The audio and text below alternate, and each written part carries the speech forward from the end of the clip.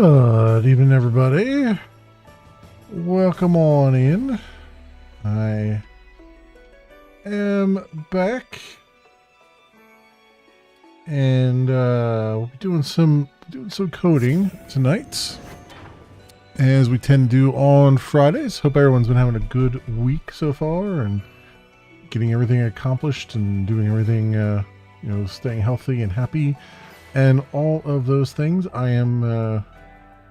Forgot to do the social meds, so I'm doing the social meds right now. So give me a second here. Doing some coding. It's the 19th. So, boy, today's been a day.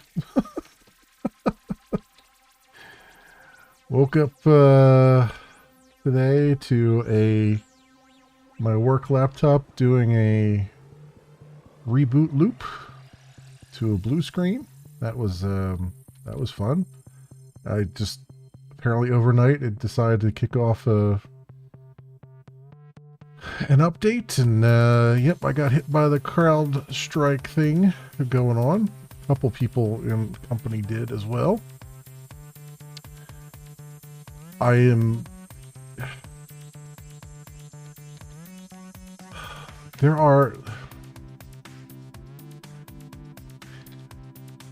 can't say much, but there are some things that just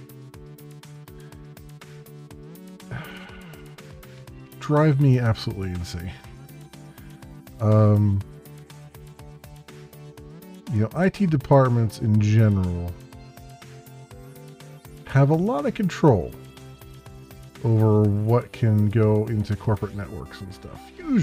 Usually they spend a lot of time wrangling a whole bunch of control over what they can do on the network and what users can and can't do. And to then allow this patch to just go unbidden, untested,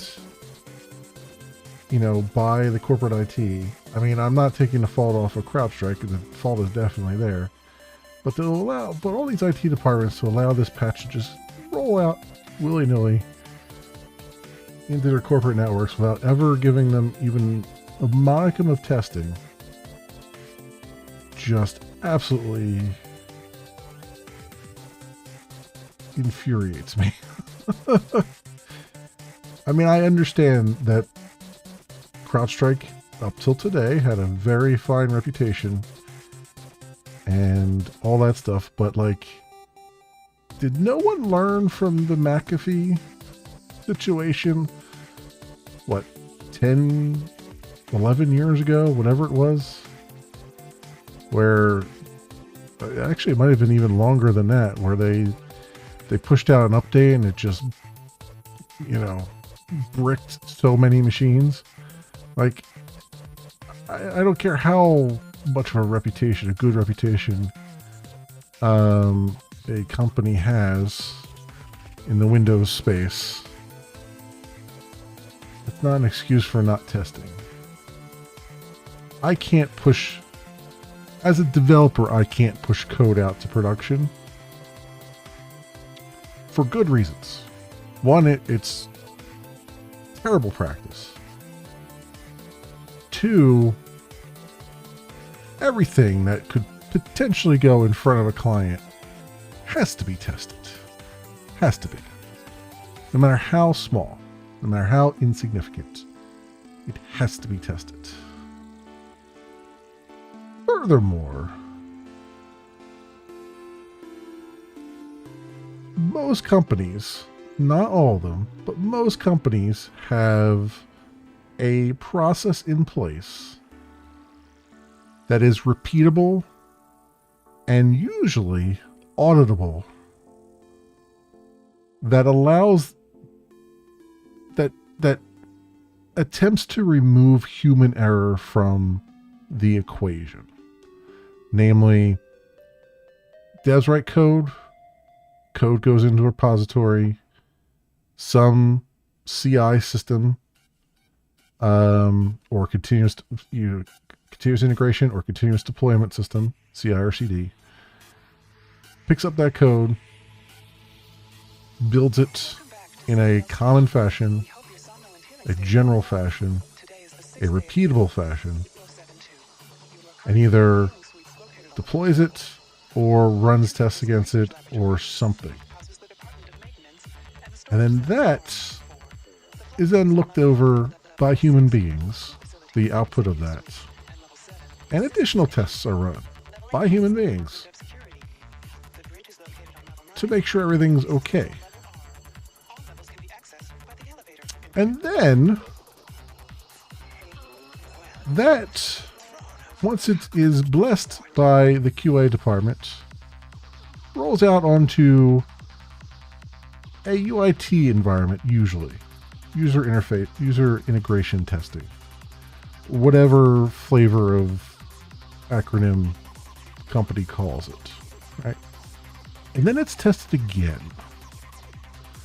Usually by inviting some power users in to test it, but not always. At least someone's testing it that didn't test it before, right? A brand new, fresh faces test it to make sure that it makes sense and that something isn't found.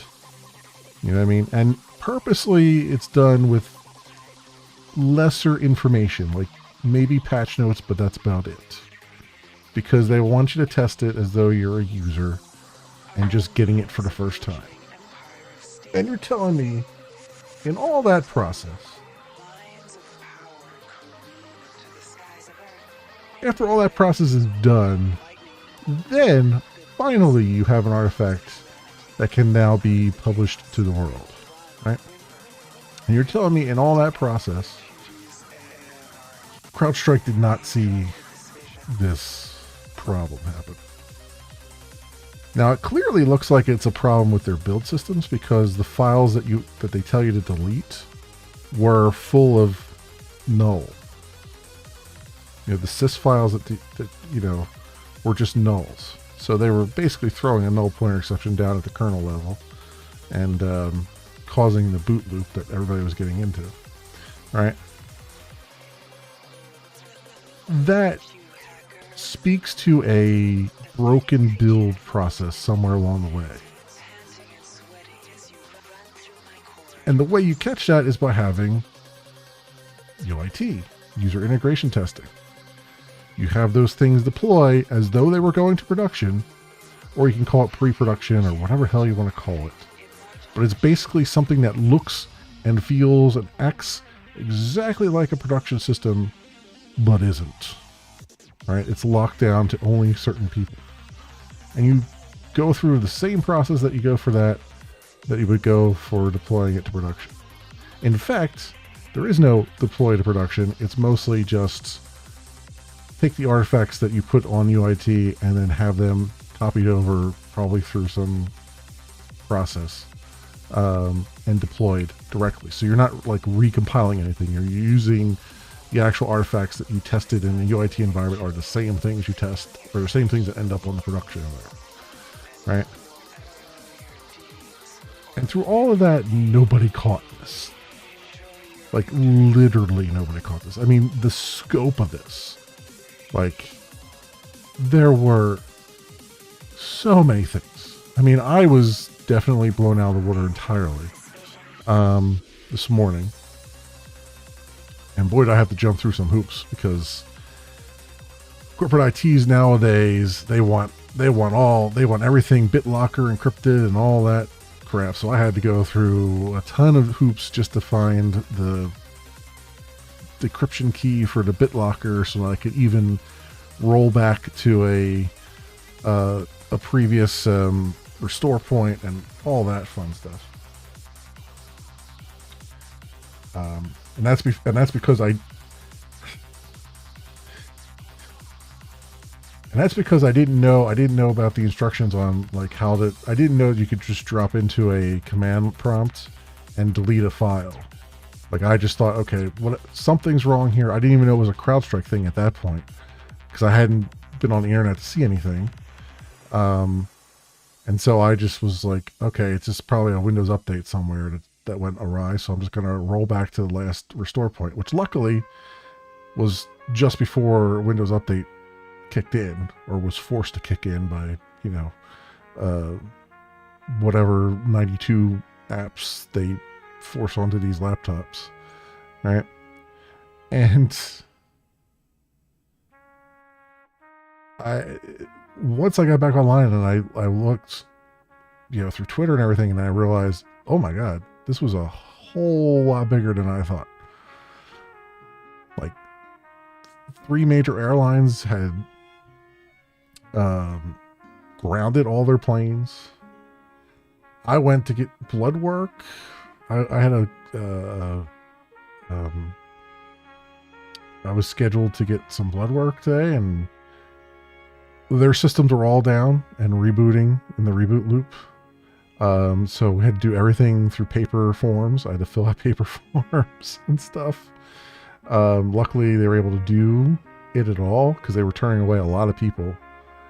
But I was just some simple blood work, so they were able to just do it with paper forms, which is a thing.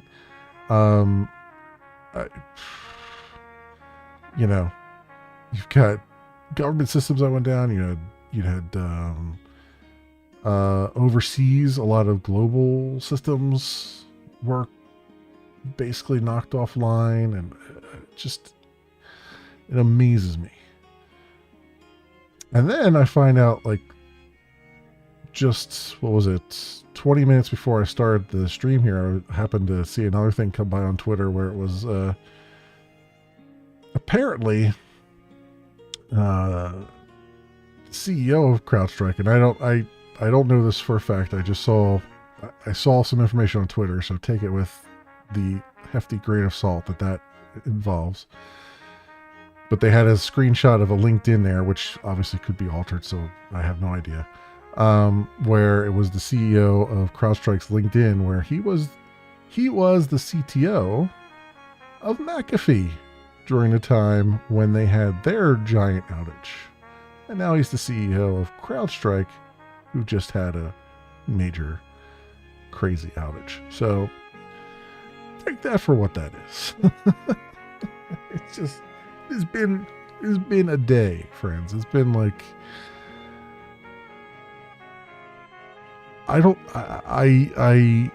I finally got access, it only took me about 45 minutes to fix the computer to get it back to where I could actually use it. But I called my boss up and I was like, I have never been so pissed off in all my life. Because there were some failures in our, company that was, just super annoying, that were kind of around this thing. Our company was damn lucky because only some of the computers updated with the problem, not all of them. And the ones who were able to get in could relay messages to those of us who couldn't, to say here's the solution that was given to do this, to fix this, because there was no way. A good vast majority of our company is remote, and so the only way to get an IT help ticket in is to have functioning email. And you can't I could send them email from my personal account, but that's probably not going to be honored. Right? You can't access the corporate account from anything but a corporate laptop. They just giant gaping hole there in just thought process. It amazes me. There's so, and I blame them, but I also, it is not the first time I've seen this. I've seen a lot of companies that will go to great lengths to come up with disaster recovery things, but they never take a step back and think about it logically, right? They just go through, they read an article in a magazine somewhere about how to do disaster recovery, and they just followed that. They never came back and thought, what happens if, the only means that we have to communicate with our employees is via email, and then we lock down that email so that, if their computer doesn't boot, they can't access it. You know what I mean? And it's not a problem that you immediately think about either. It's a problem that creeps up on you, but it's definitely one that can be solved by just taking a step back and going, are we the bad guys here? Are we the baddies? Have we done something stupid? I don't know. But I mean, that was my morning. It was like a blast from the past. Yeah, you gotta get blood work, and like, write down all your insurance information on this form, put your address there, do this. And it was one of the, what they call them, the tri-fold forms. It has the ink page in between it, so you write it bleeds through to the other forms. I'm like, man, I haven't seen one of these in 20 years. Like, yeah, we just pulled this one out of the closet. Luckily we had some left over. Like, geez Louise. I mean, humor obviously gets you through the whole thing, but still, like, man. And the worst part of all of it is, they immediately, CrowdStrike immediately got onto social media. It's like, well, we've already fixed it. We've deployed a fix for it. It's like, great. But all the computers you knocked offline can't access that update because they're stuck in a boot loop.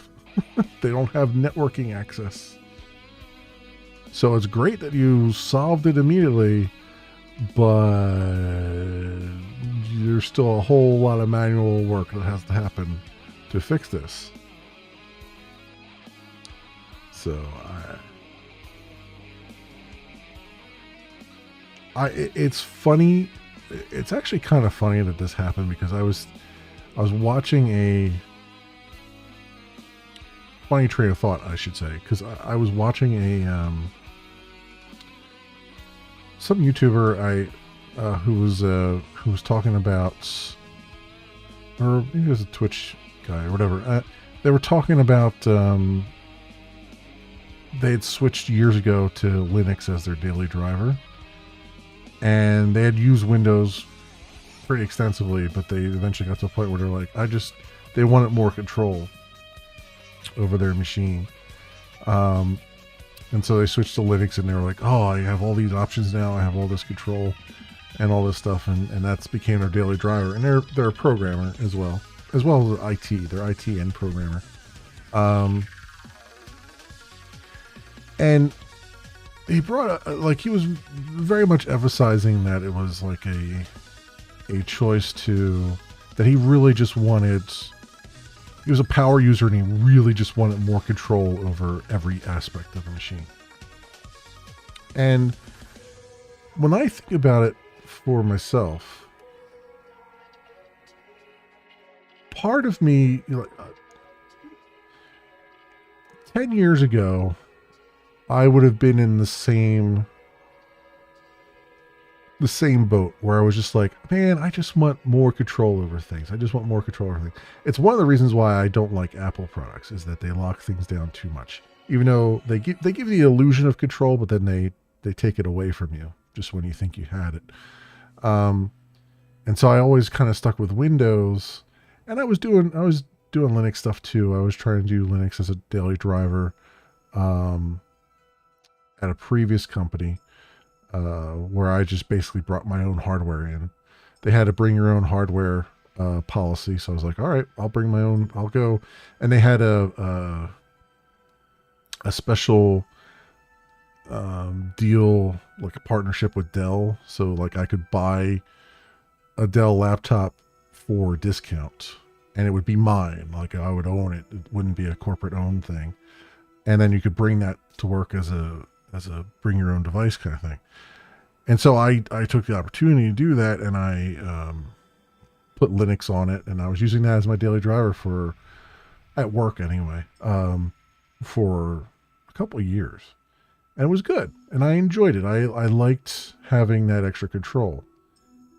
Now when I think about it, it's not really, and the thing that kind of gives me pause about Linux, um, and why I think it's, I mean, if anything, CrowdStrike is.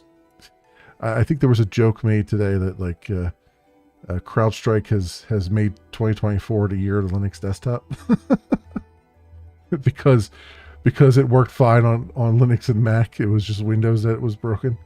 And also you can't really do kernel level drivers on those machines for good reason.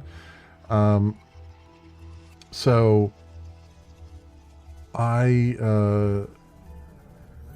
when I think about it now, really the only reason I deal with a lot of Windows stuff, particularly at work, is because I got to a point where it's like I don't necessarily care so much about having all kinds of control over my stuff.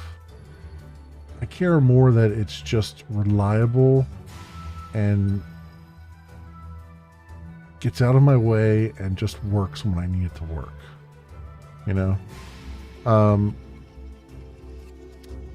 And a lot of times with Linux, you'll get updates down that just kind of,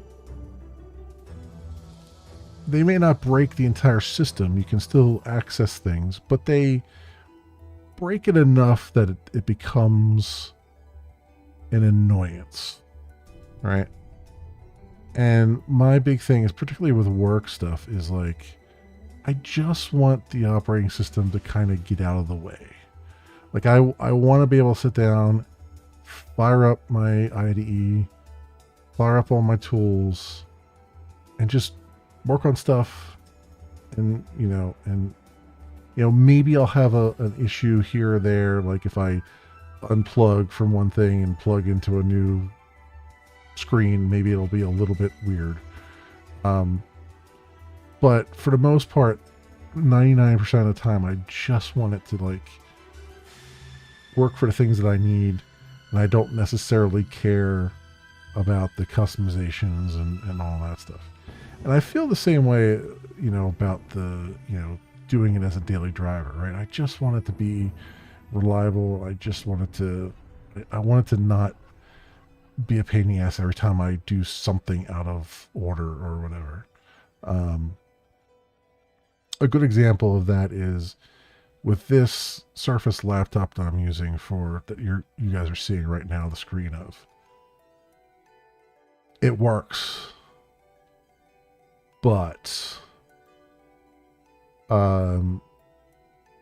before I start to stream, I have to, like, I have the laptop sitting over on the rack, and it's closed. The lid is closed on it, but I have to open the lid for a couple seconds, close it again, and then I can see the screen on my monitor here, right?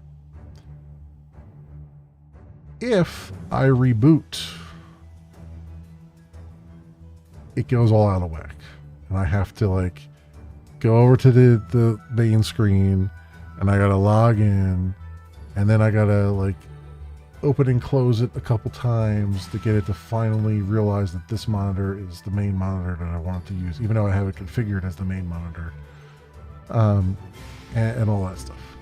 It's a little bit annoying for something that should be so basic, right? And it's those kinds of annoyances that are, I think, the thing mostly holding back Linux right now. And I haven't even tried, like, what is it like with like Office 365 and all that stuff, right? Like, I guess for the most part, Office 365 probably works, because a lot of it now, Microsoft has migrated a lot of it to the browser, and you can just kind of do a lot of things straight from your browser. So it's kind of like a Google Docs almost now at this point. So it probably works, but like, and I don't do much of that, but I do need it when I need it, right? A lot of times that's how just information is conveyed in a corporate setting, right? So I don't know. I very much want to, and then if I think about gaming and stuff, I know the gaming is getting better and better every day on Linux, but I'm also concerned that I'll hit a point where it's just like, there's just some things that are just annoying or glitchy or something, right? And so that's why I'm thinking, like, I definitely want to upgrade this computer. I definitely want to build a new computer, definitely. But I think I'm going to initially dual boot it with Windows and hopefully Windows 10 if I can still buy it at that point, and some flavor of Linux, because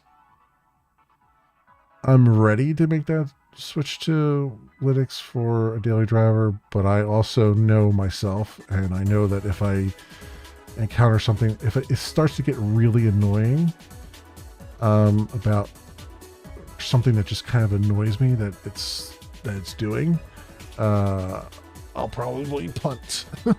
I'll probably punt and want to go back and just have something that just works.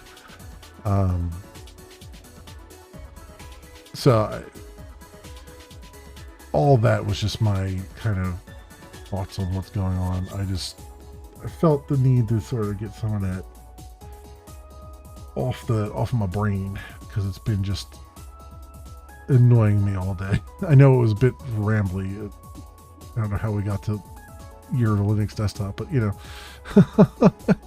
I just liked it. Like, that was just kind of been in my head all day. Like, because I'm thinking of, like, this isn't the first time I've thought about advocating for us at work to switch from Windows to Linux.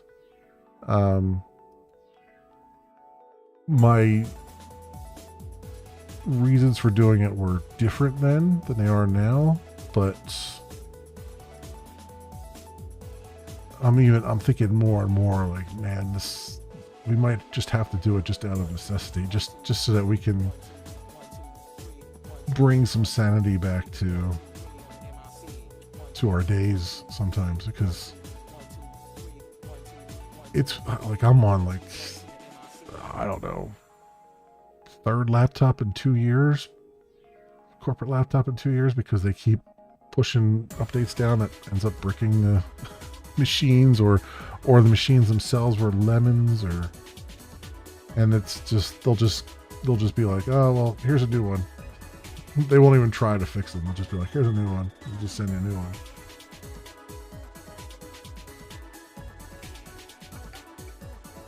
So I don't know. I mean, I did work at a company that all the developers were using Mac, and I hate Apple. I hate it with a fiery passion, but at this point I'm ready. Like, if they said, you know, you can't use Linux but you can use a Mac, because I know there are a few devs in the company that have been issued Macs, I would take it. I mean, I wouldn't be thrilled, but I would be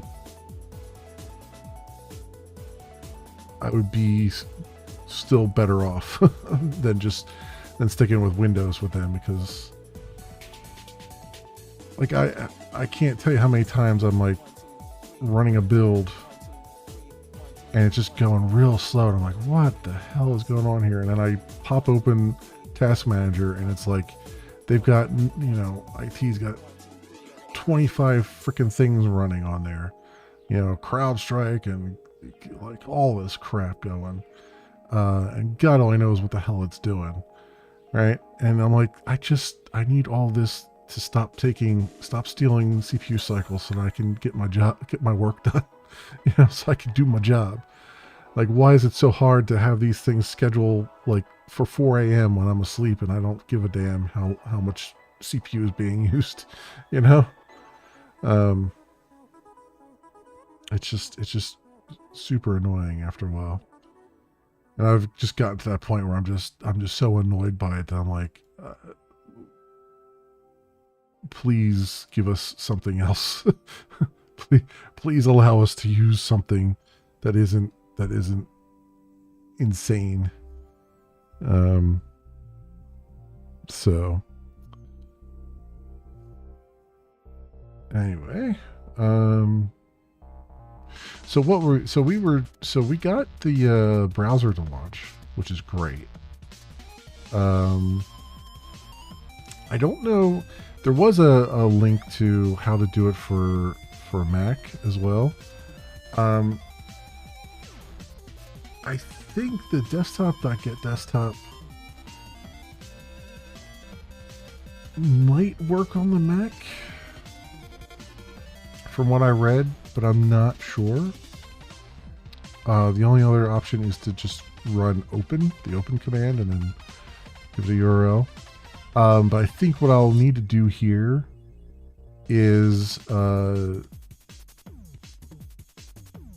I guess I could blindly run an open command, and see if I got any response back, but I don't know if that's a great idea or not. But I think what I might try to do at some point is figure out what operating system we're running on here. And I don't know if I think I can query the JVM. I think there's a class in the JVM that I can call that will give me the current operating system name. And I could probably use that to figure out, okay, if I'm on Windows, then, or I can at least try desktop is supported both on Windows and Mac, and if it works, then use it. Otherwise, because I know it doesn't work on Linux, I know I have to do this. So maybe I'd have like an if that's like, if this is Linux, don't even try this, just do xgg open. Otherwise, see if desktop is supported. If it's not, and this is a Mac, then run open. And if it's Windows, I think there's a different command you have to run. There's like a PowerShell command that you run or something like that. I can look up. But right now, this will do for our testing anyway. So the other thing I wanted to do is we got the JPanel, not the JPanel, the JText area. We got the text area to display log messages, which is great. The only thing we didn't do is get it to scroll. I think get it to scroll, and also I think it actually will scroll, but get it to have a maximum, like a scroll limit on it. And that's what this sliding window JText area limiting JScroll pane here. Oh yeah, I don't have a JScroll pane on it, so I do need to put that on there. So how do they do the JScroll pane? So first of all, limit JText area to 100 lines. So we have the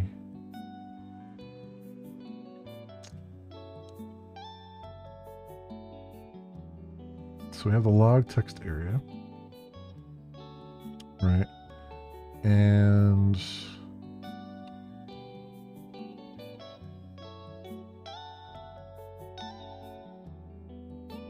then over in, where is it?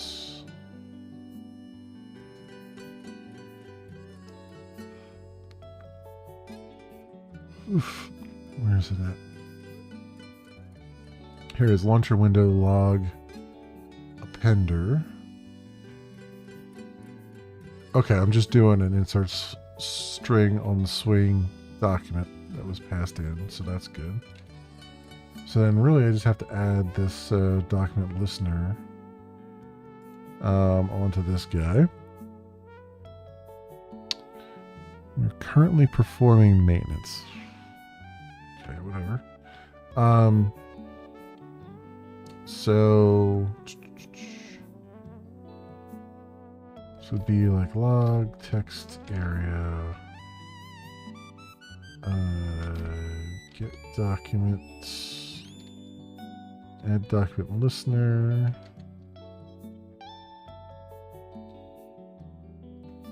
New document listener.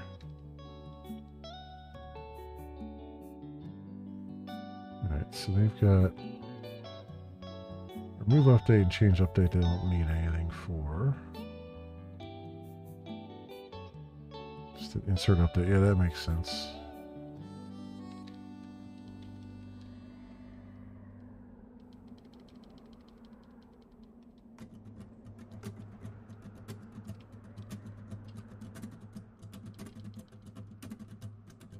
This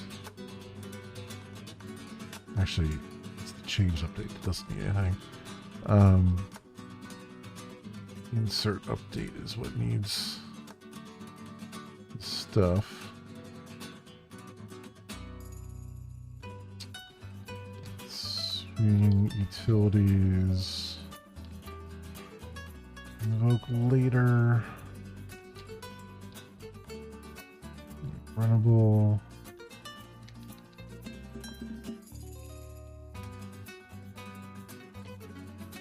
So just call remove. Remove.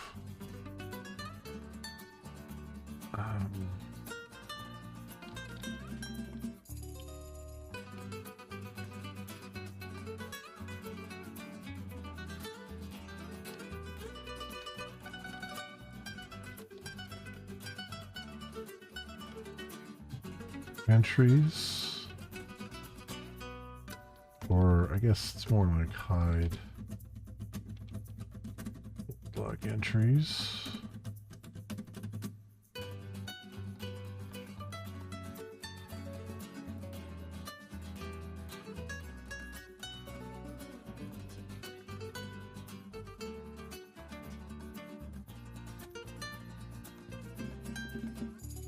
Yeah. So, private void hide old log trees.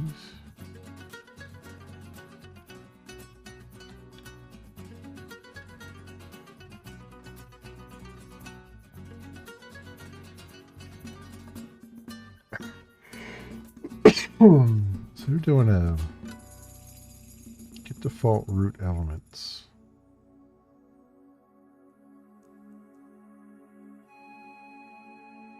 Which I think will work.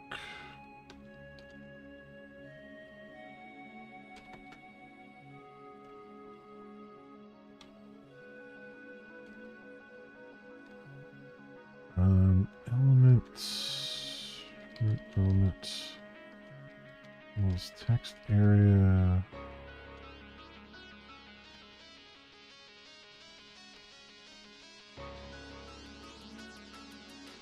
Oh my god, not text area.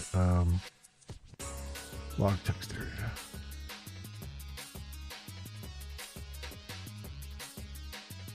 Documents.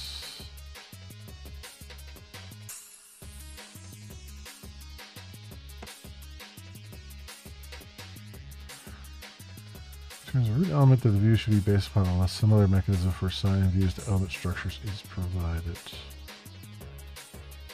Let's just see what this. Let's see if this works. I have a feeling this may not work because I'm using just straight text and not HTML markup or anything like that, but we'll see.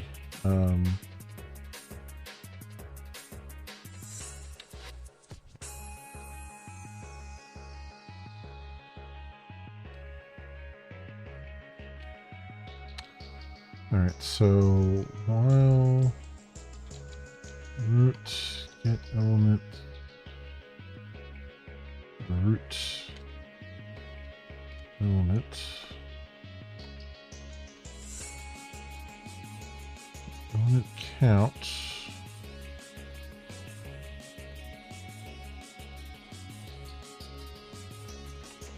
and then max lines.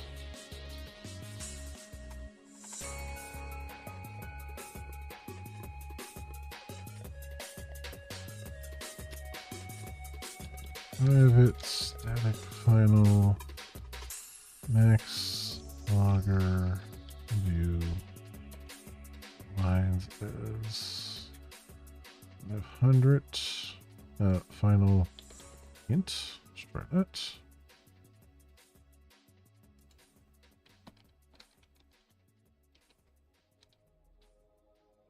And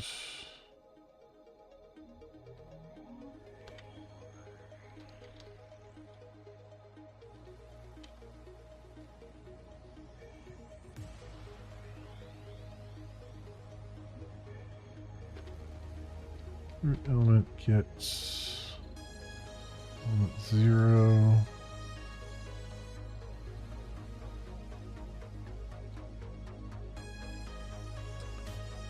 And then log text area document remove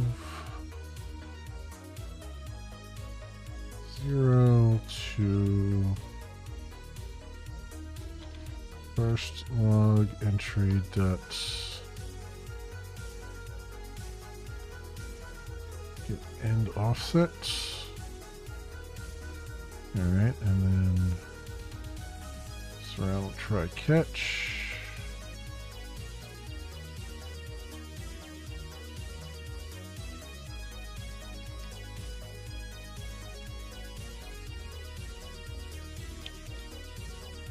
Error unable to call log view.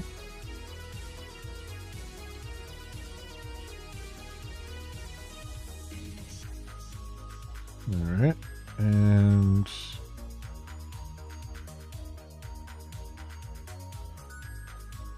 okay. Scroll frame.add scroll pane. So J scroll pane text area.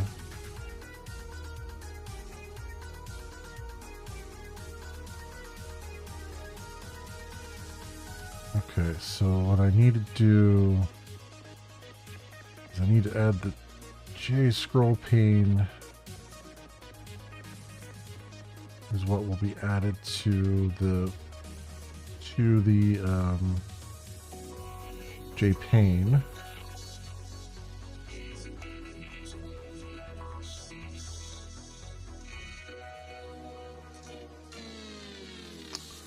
Right, so we have log text area.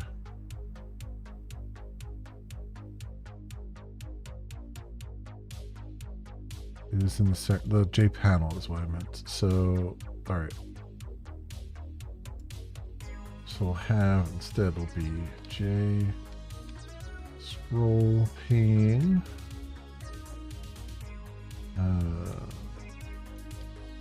Log scroll pane equals new J scroll pane.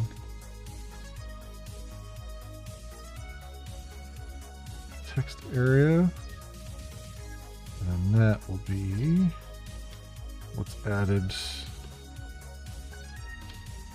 to the center panel. Save. Let's see what this does or doesn't do.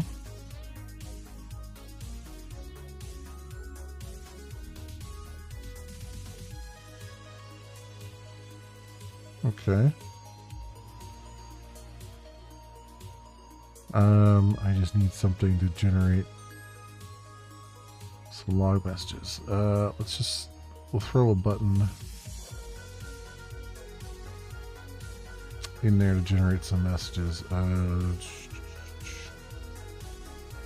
go. So we got open browser.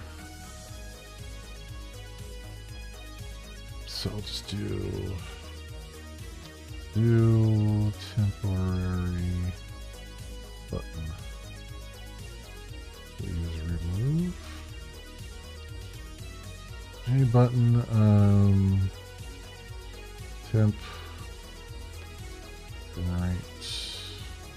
I'll just say generate log message button.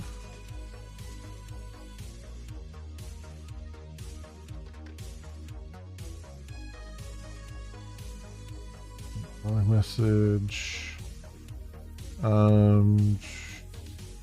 Action panel. Add.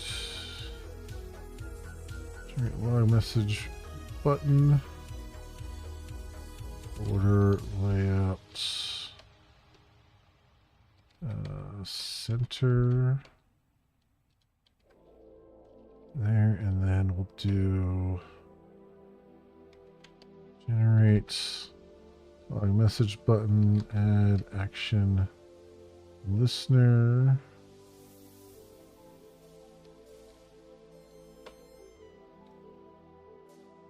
And I'll say log info. Oops, logger. Dot info. Generated log message. Okay. So go in here. And alright, generate log message. Boom. Alright, let's see if this scrolls. Indeed it does. Excellent. Excellent.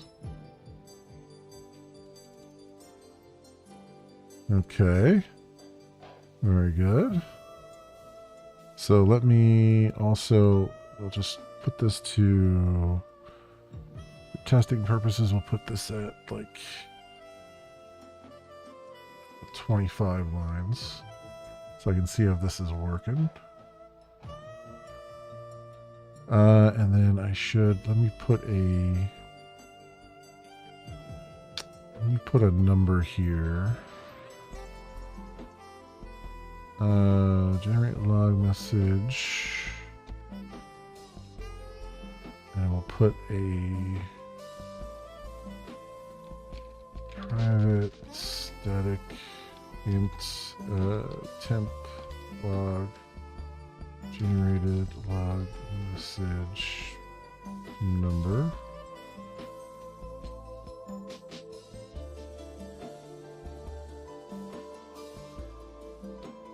And where's my... I've lost my place. Where is it? Here it is. Okay.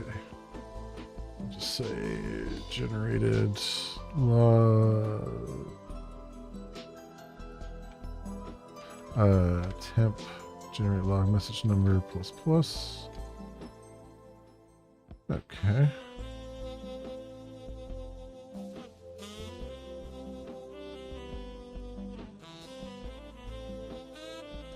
Okay, so we have a number there. 17, 18, 19, 20, 21, 22, 23, 24. And I think it removed the top one. 25, 26. Yeah, because it's not scrolling. So that does appear to be working, which is fantastic. ChatGPT gave me something that worked. I'm very happy about that. Let's make it 30 lines just so that I can see the scroll bar. Or let's do 35, I guess. I just happen to pick a number that would fit neatly on the screen there, and I just want to make sure this is actually working here. So, do this. Oh, yeah, I can see it removing the lines up there. 34. Yeah, it scrolled back up to the top. 1. Now the thing is, I'm noticing as messages come in, it's scrolling back up to the top, which is not what I want. I want it to stay scrolled to the bottom. So I want you to be able to see the message. So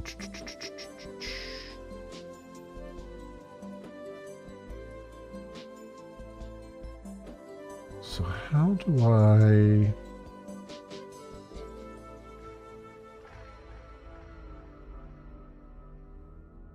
Actually, that would be a good question for Copilot. I mean, that's the one nice thing. That's the one saving grace here is Java Swing has been around for ages and it hasn't really changed in ages. So the advice I'd get from Copilot is probably fairly accurate.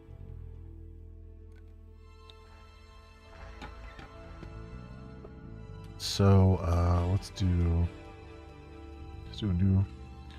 Oops, that's not what I want. Do a new question. How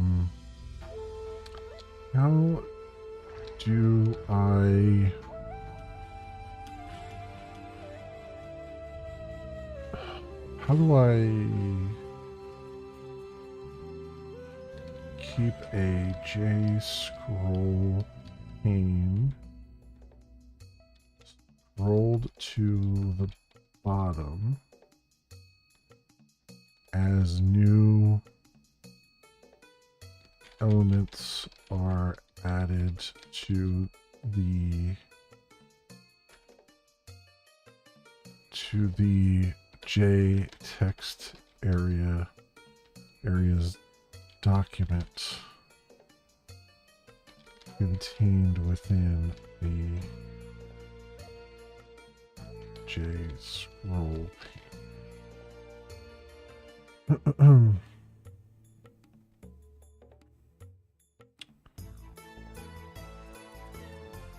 And document listener in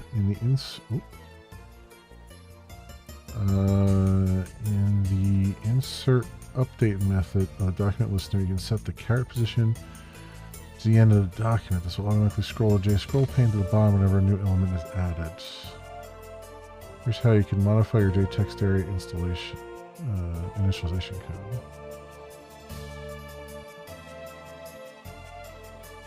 Oh, okay. Just set caret position.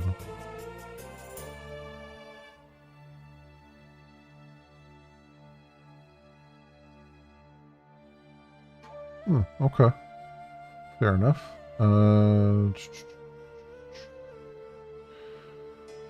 So, where's my insert up there? Here we go. So, we would say log text area, set caret position to log text area document get length. I mean, that makes sense. I didn't know what, like, this is one of those situations where I didn't know what method to even call. And so I could either scroll aimlessly through the API docs, or I could just do a Google search, or just, in this case, do Copilot. So why not see if this works? All right, same test here. As it scrolls off the page, it should stay scrolled. Oh, indeed it is. Okay. Very nice. You can see it scrolled down here.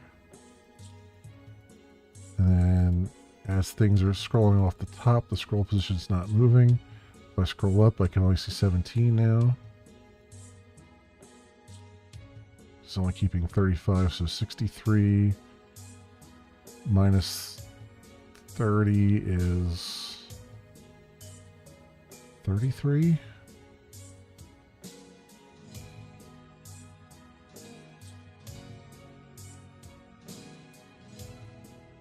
Am I calling too many lines?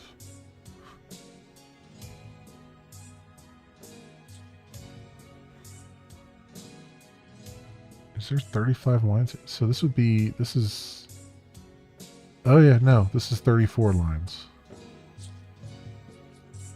Yeah, because 63 minus 30 is 33, but the line 30 is still counts as a line, so it's 34. And I have it set for 35. If the element count is greater than max logger view lines, which is 35. So there must be a...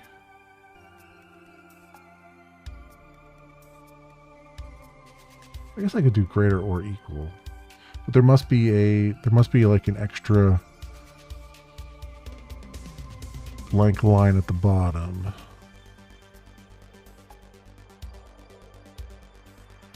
Which makes sense. Yeah, I guess that would make sense because the next log message is going on the next line, so okay. I mean, that's fine. It doesn't have to be super uber accurate. Although I think I will, just for sake of argument, I think I will do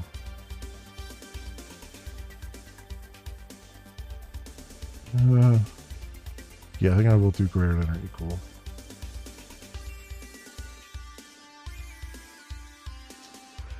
And I'll set this back to 500, so that's good. So we got like a scrolling log thing, which is going to be very, very useful. On there. So that's good. All right, let's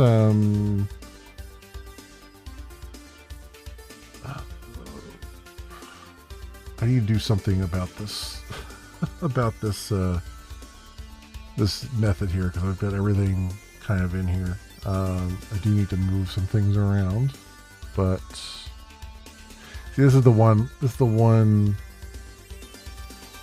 caveat of using swing, is that it's a little bit difficult. You end up having these long methods because it's a little bit difficult to separate things out, because you need to pull them into other things to then pull them into other things. You know, like everything's nested. You know, objects are nested within other objects and all that stuff. So it's a little bit more difficult to try to like pull these things out into small pieces. But I can at least want to get it out of run application and put it into like maybe initialize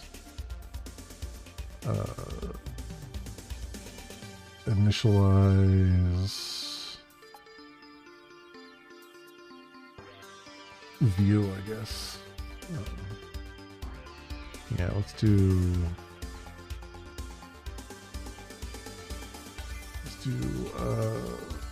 private void init view.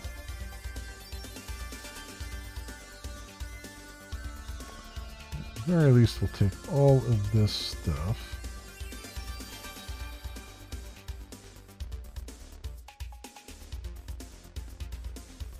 I'm gonna leave the look and feel in here, but because I'm gonna want to play with that a little bit. But let's get the J-frame and everything over to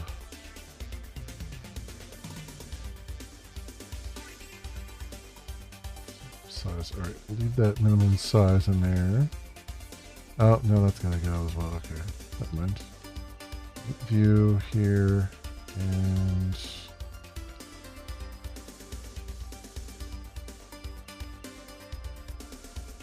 pull those over.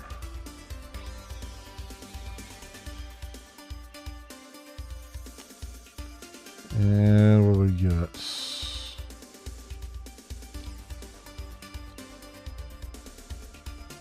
All right, there's that. And then I can probably pull some of these around. First of all, we can get rid of the log message generator. We don't need that anymore. We're going to be generating plenty of logs without it. Get rid of that too. And I want to call init view here, our main method. The only thing is I gotta get a message bundle set up. So what is the best way to set up a message bundle and a swing?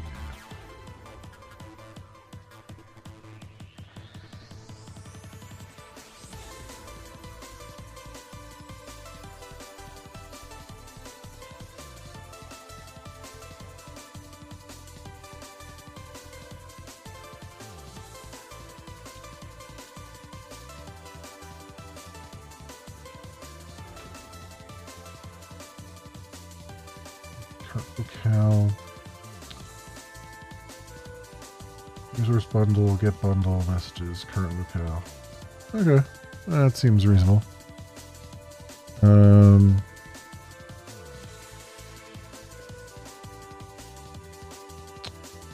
Great. Cache Labs is doing maintenance and they just kicked everybody out, which is just awesome.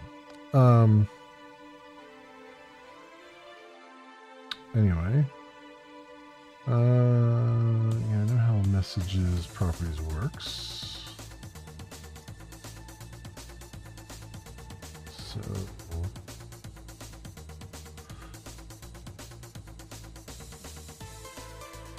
excuse me. So I guess the trickiest part of this is just making sure I put the messages properties where it's going to be on the class path, which I'm assuming. I put it under source main resources, because logback goes where it needs to go, right? Do I have a thing specifically for logback here?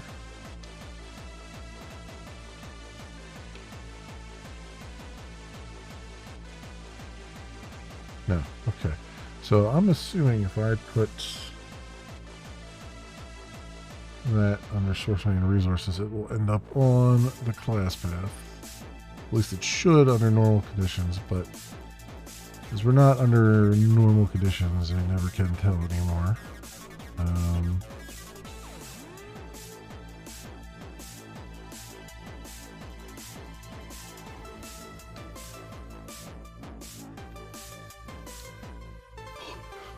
Other resources.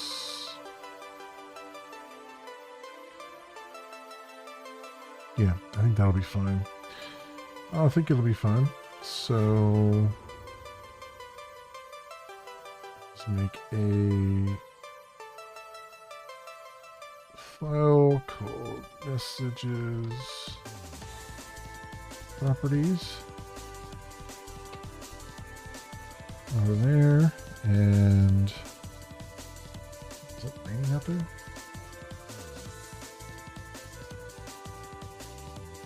Sounds like it. Sounds like it's coming down pretty good. And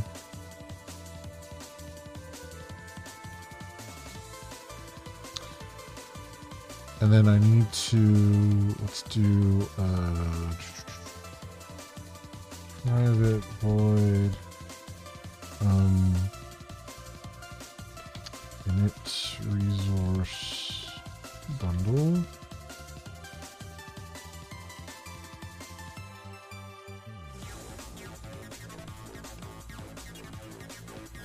So we'll do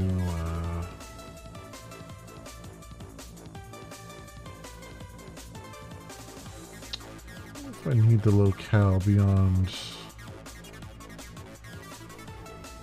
what we have, at least not yet. So I'm just going to say private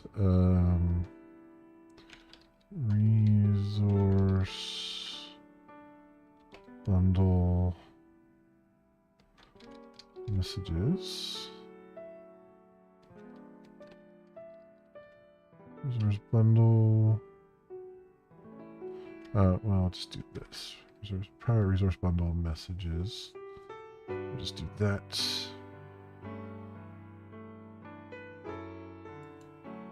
And down here, cal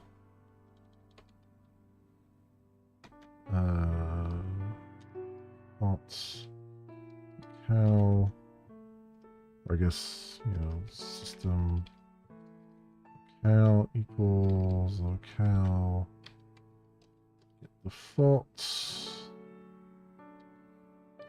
messages equals resource bundle get bundle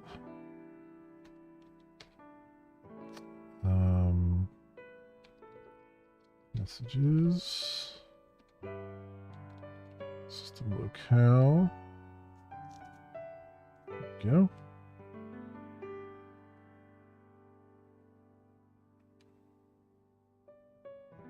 Cool. So then I should be able to do a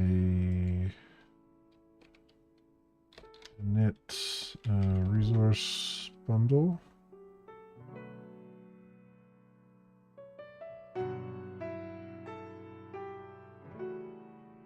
Okay, so we'll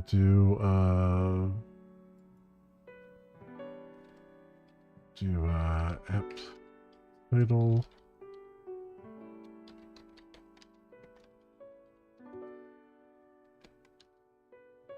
here, and then on the launcher window, or not that I don't need this open, do I? Window log appender. No, I think we're good there. Under launcher, close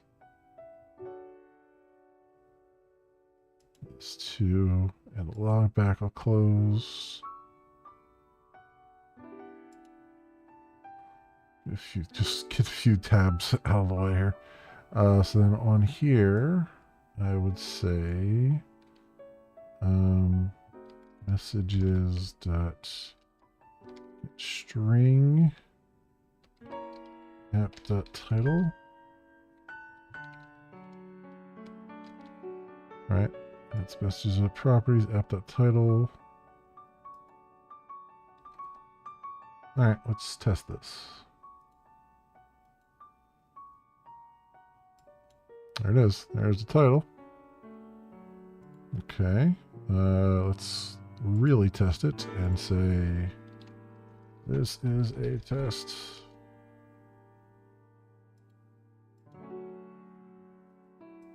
Yep, there we go. All right. Message bundle is working. Awesome. Let's put this down here. Because we're going to have a bunch of things I need to add there. So, first of all, let's get a bit more screen real estate here. Error messages will still be in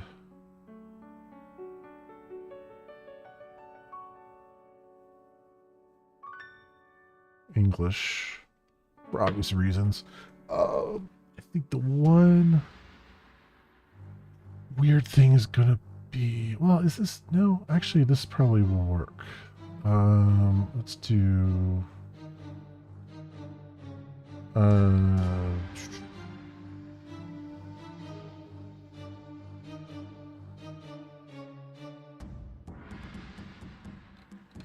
command install dir help text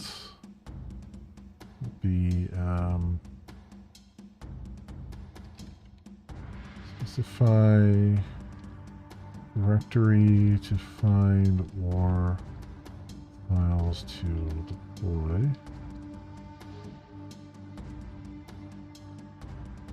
And then I would just up here say, I don't know if this is going to work, but hopefully, crap, that's not going to work because it's,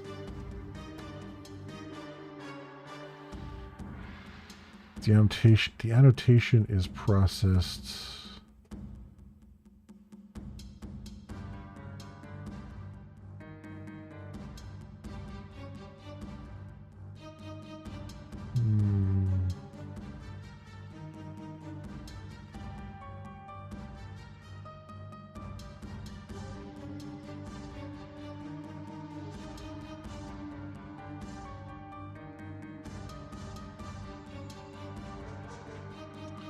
Don't think that's gonna work because is this compile time or runtime?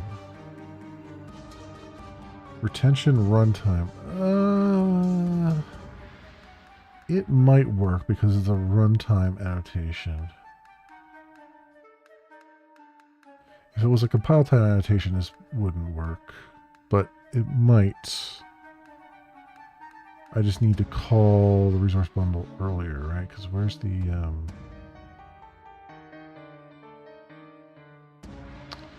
where do I call parse command line at?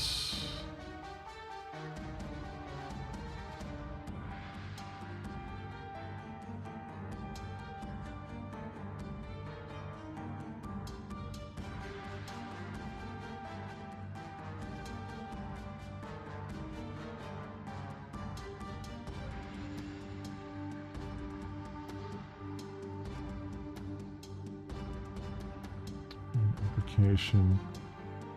Oh yeah. No, I do that really early, so I need to do init resource bundle here. So I have to. So I can get rid of it here, and I think I can do this because it's a runtime annotation. We'll see. Messages. Get string. And install dir help.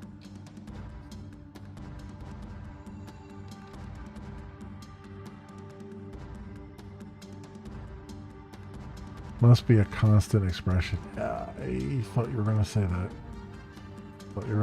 All right, never mind.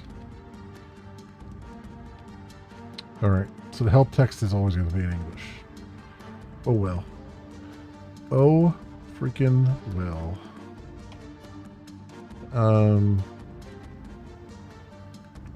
That's just the way that's going to be.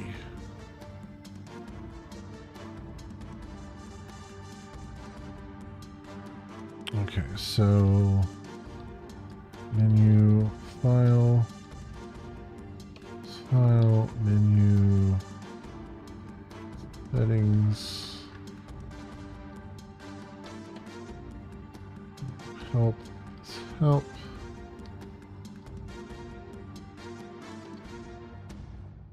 Out. Alright, so this will be messages, get string, menu, file.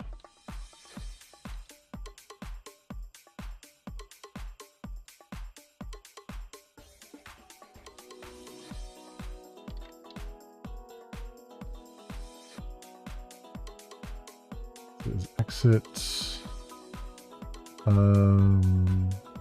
So this would be messages, get string, menu, exit.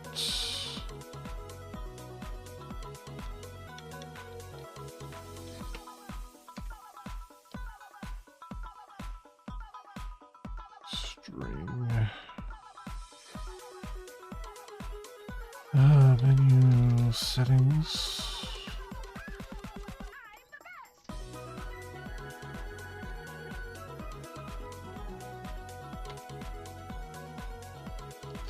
Menu help. messages, get string, menu, outs.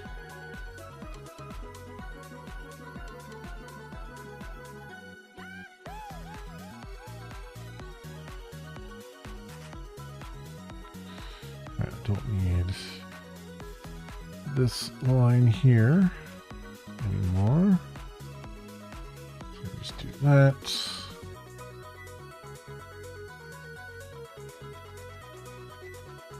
There, more as a test than anything else.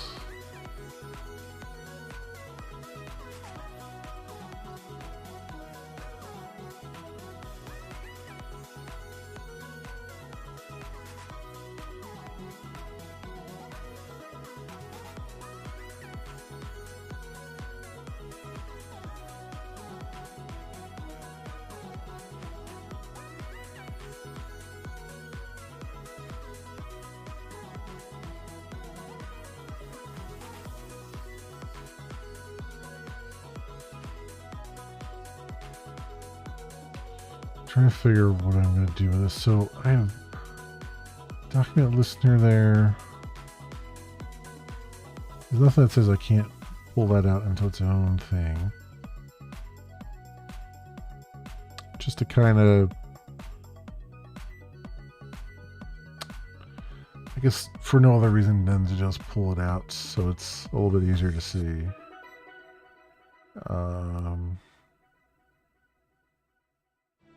So this method isn't quite as crazy.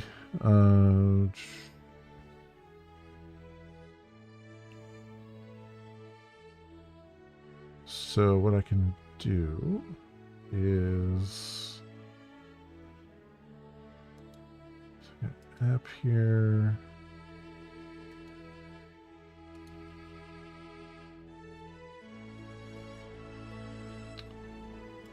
A package, and I'll say UI here, and in here I will put our document listeners and stuff. So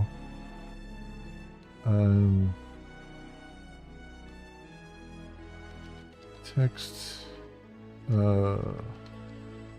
log text area document listener.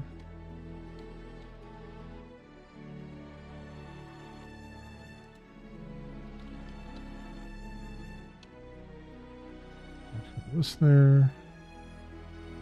Finish that. All right, and then over here I can just pull this in to insert update.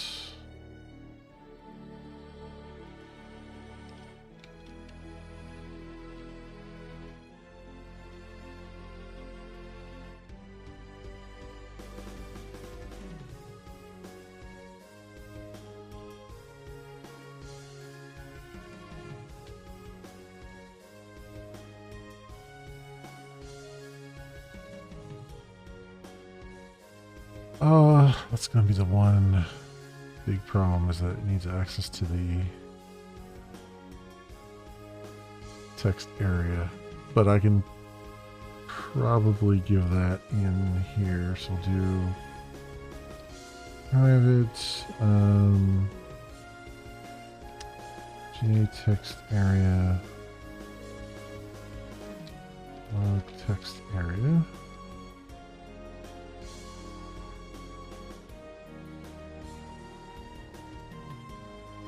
Alright, and then refactor, dot refactor source,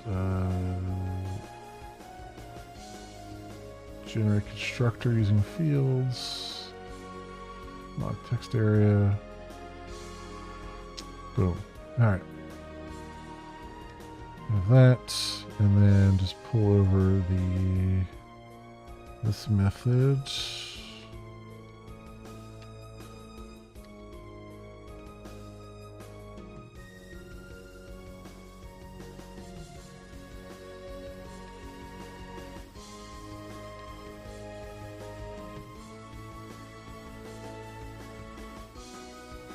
Alright, and we'll get a logger in here. Private static final logger. Logger equals logger factory get logger texts document listener that class. Boom, and then over here I could pull in the max logger view lines constant.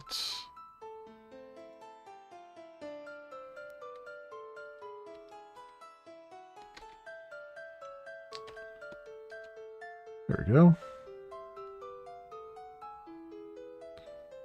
Wunderbar. All right. So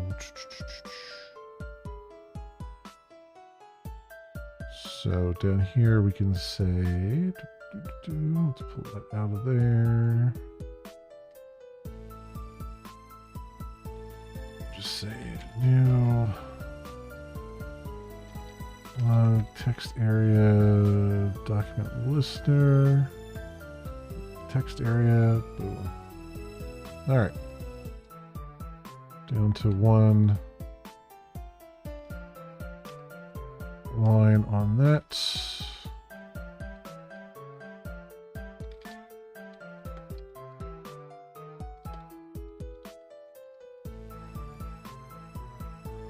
All right.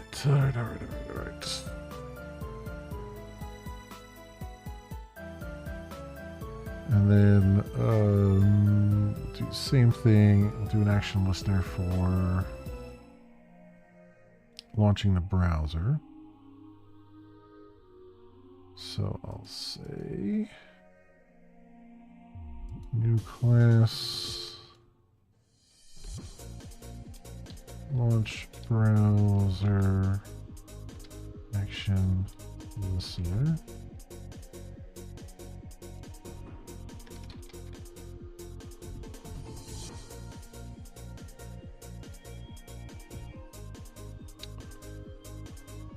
Go. There, we just say all of this.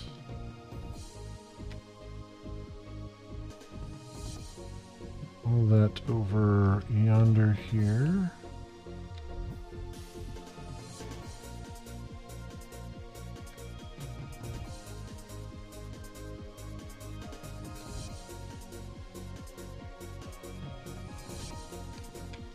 Static final logger. Oops, logger. There is logger factory. Get logger launch. Bam.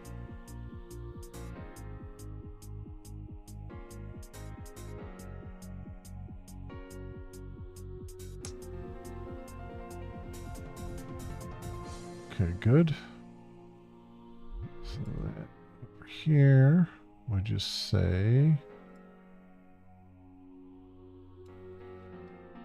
new browser, launch browser action listener.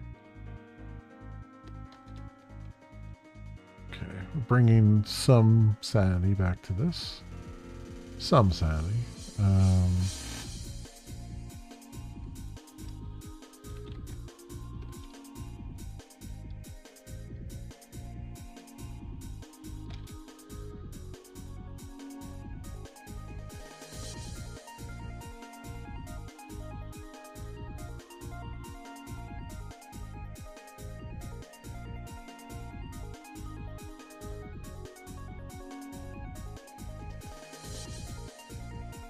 Okay.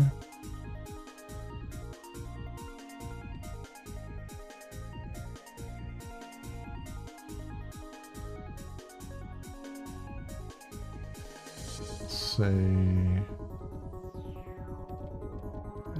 menu bar and items.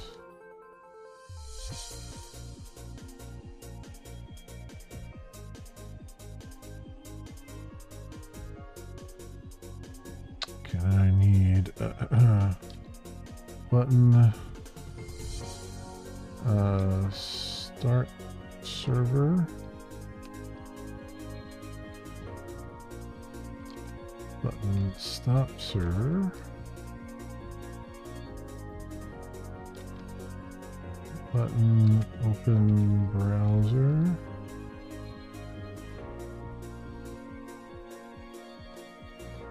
And that's it for the moment. So start with stop server here. So messages get string button stop server. Messages get string button open browser. Okay.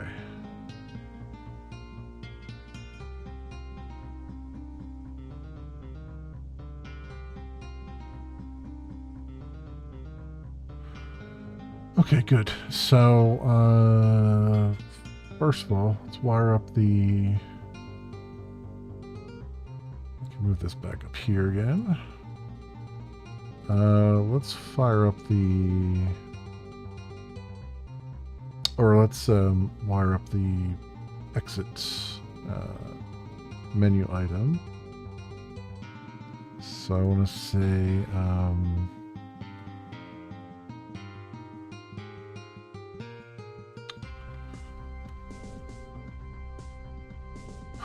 I guess I want file, exit menu item.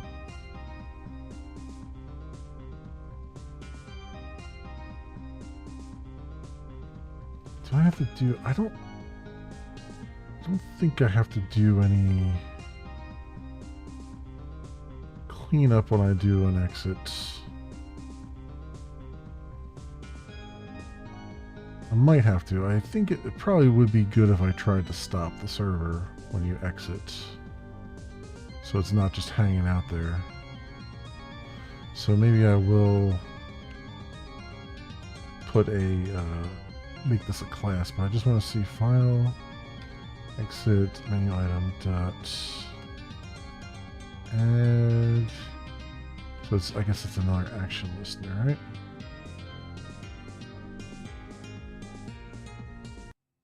Probably. It probably is, just acts like another action listener. So we'll say class exit action listener. It's an action listener. Finish.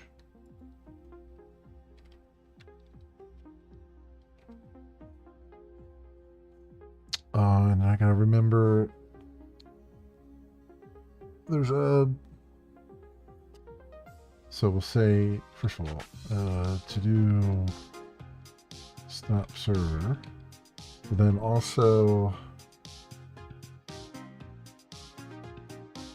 there's a special swing thing I have to call to gracefully shut down swing, I believe.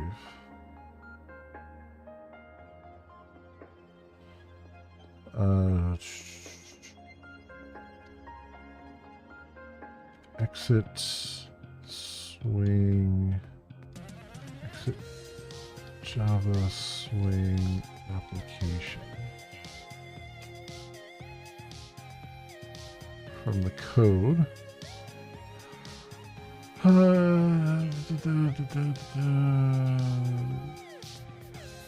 JFrame default close action can be set to dispose on close instead of exit on close.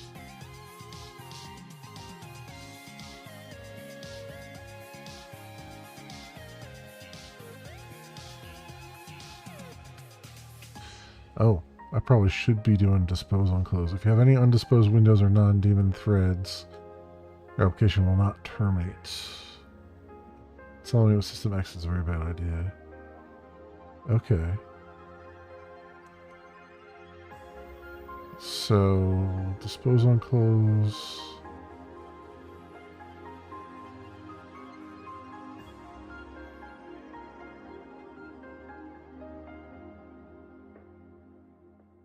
When closing, use dispose on close. The program doesn't terminate because the first window is still undisposed.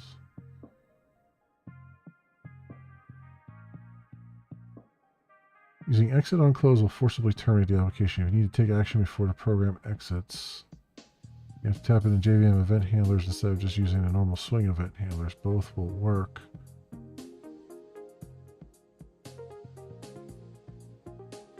I guess exit on close.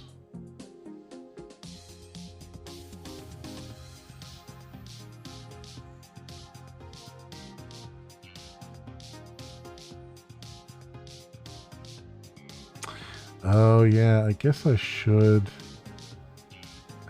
make it a window listener because you can still hit the X on the window.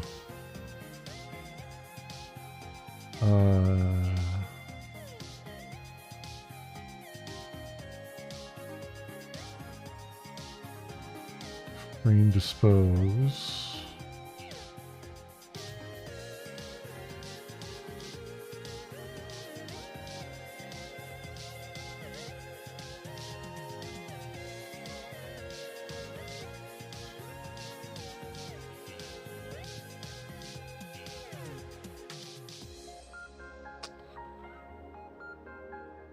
Listener. Why are you extending JFrame? That's weird. Corner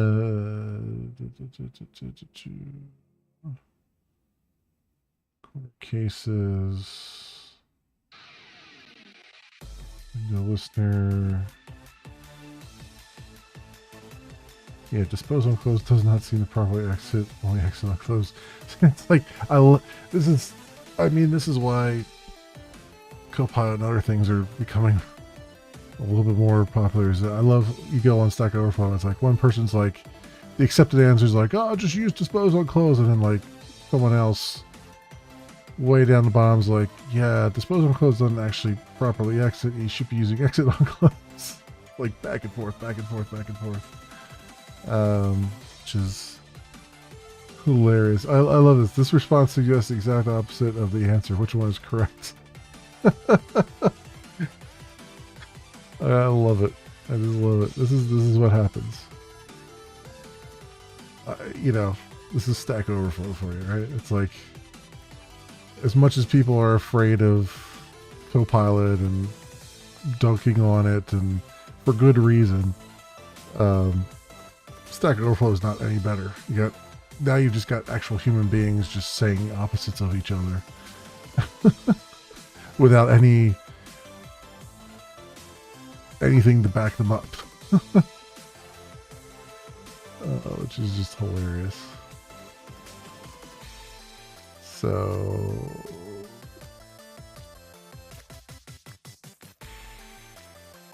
yeah, so then so I don't need an exit action listener. I need a window listener, which because I was thinking to myself, like, that seems weird because I need something that will handle you just closing the window at the top bar. So do class, we'll do window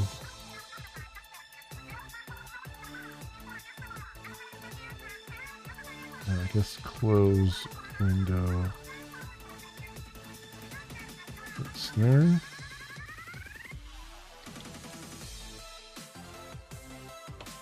Listener.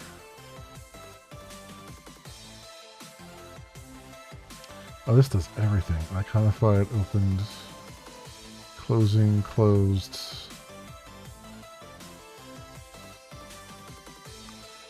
Alright, let's call it what it is, though. That new class app window listener.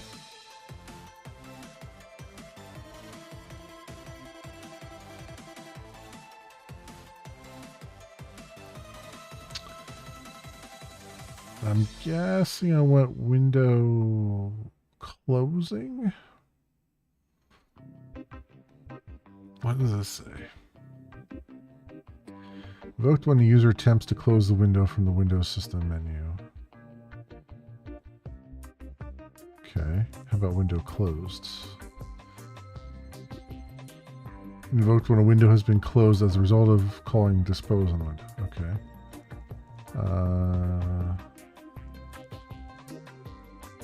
Okay, so I want window closing.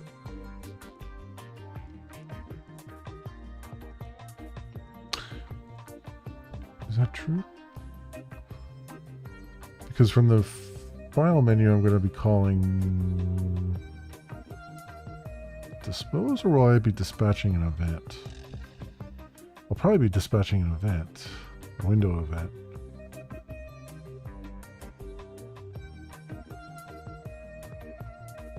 Yeah, we'll have to see.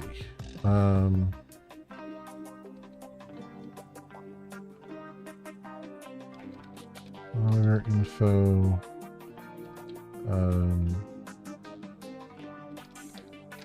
Shutting down application.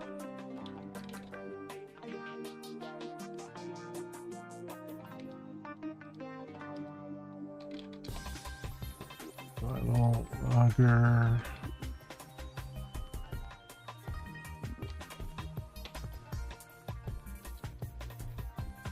Window listener class.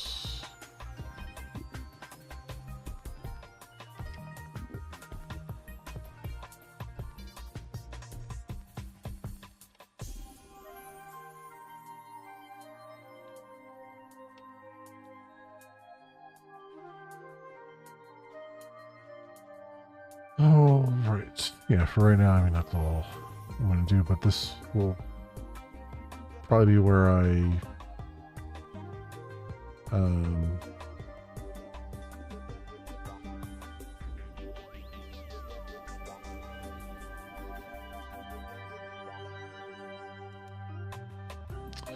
that'll probably be where I put additional logic. So we'll say logger info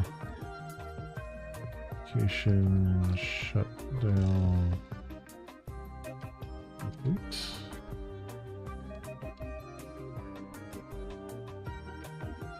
Okay, so then I have that. So then on the file exit menu item,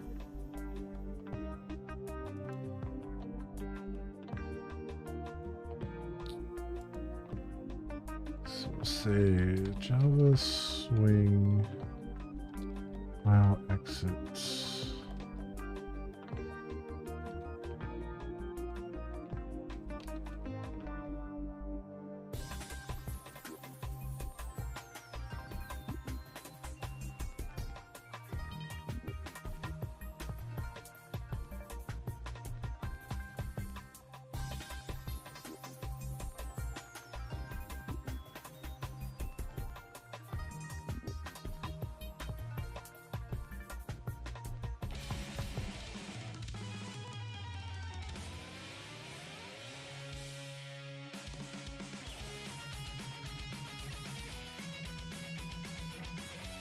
Inside the window closing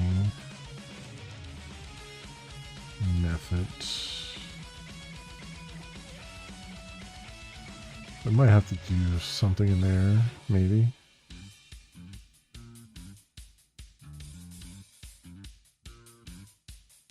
Closing a swing app through the menu. There we go.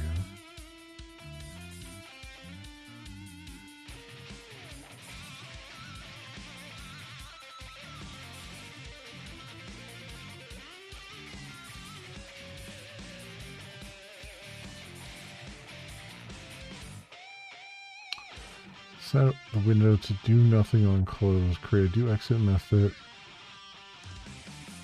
See any preferences.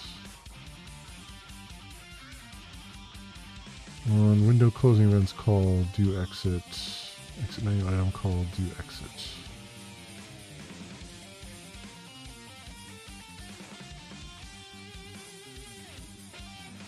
Okay.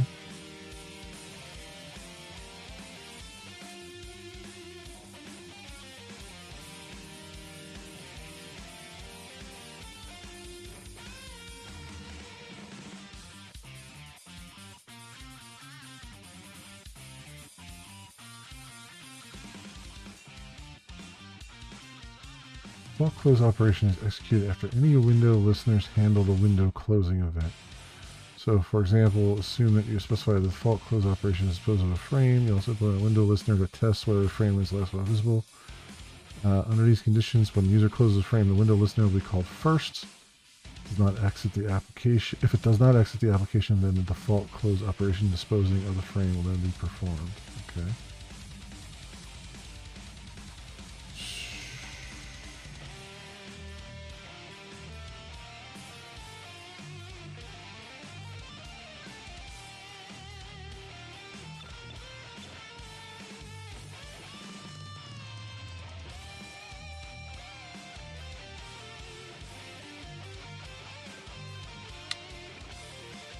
Utilities window for components. New window events. Window event window closing. And it posts the event into the system event queue. That sounds closer to what I'm looking for.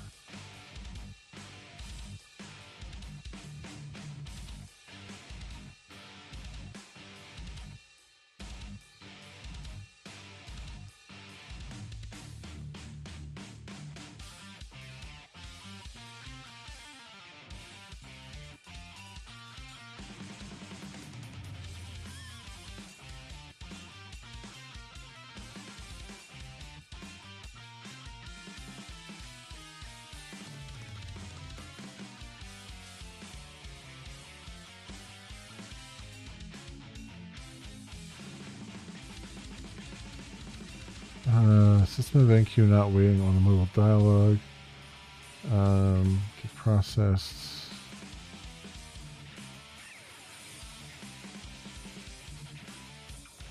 It's manually called window closing on all the listeners. I only have a single frame application, so I probably don't need to worry too much about that. Although, I guess technically, help about would be a modal window, so kind of have to worry about it.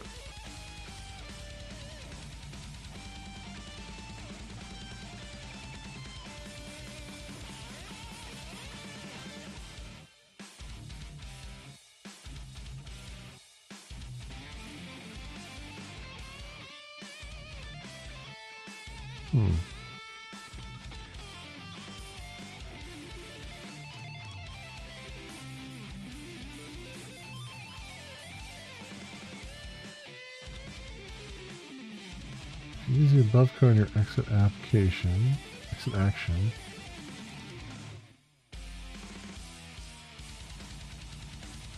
See the window closing events.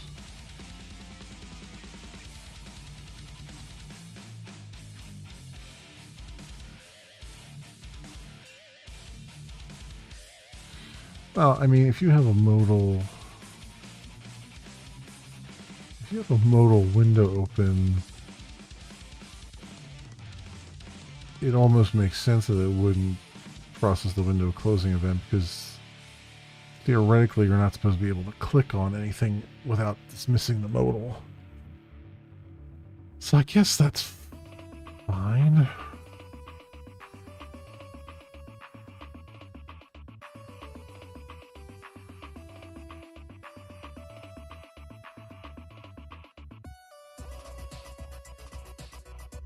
And if somebody forcibly kills the app, then it'll die, because it'll have the exit on close, most likely. So,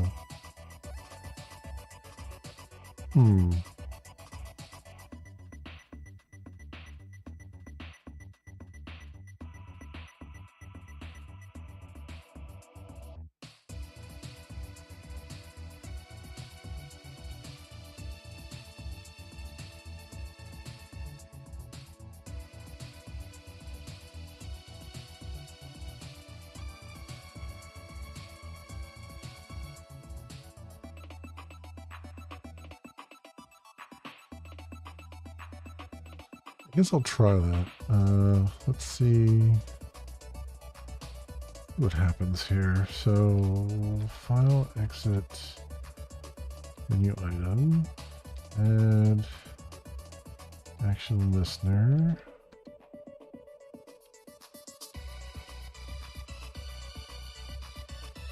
Get toolkit. Ooh, where does that come from?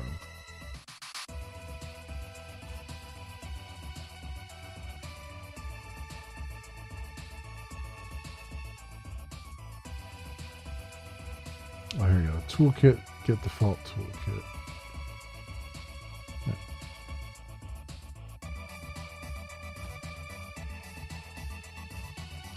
Toolkit, get default toolkit, get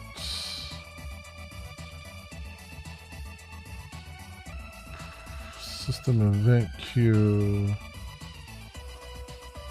That's post events.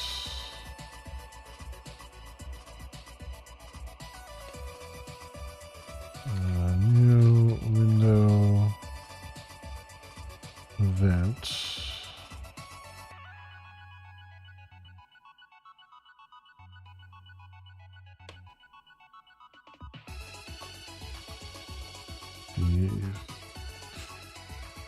Frame, and then window event. Window closing.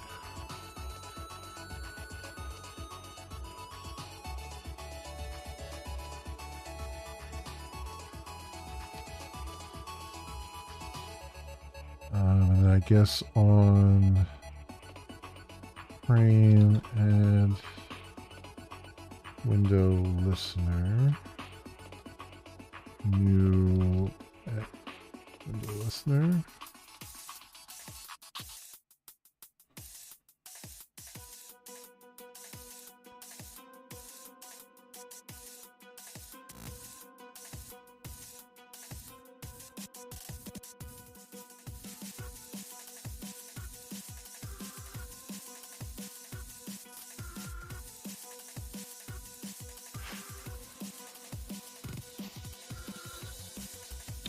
So this would have to have,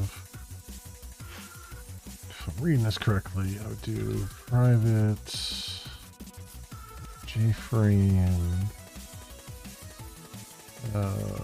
parent or frame, I guess, whatever.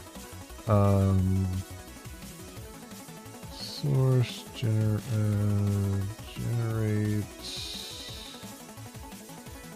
constructor. See that. Here I just say frame. All right, and then here I'd say frame dot dispose.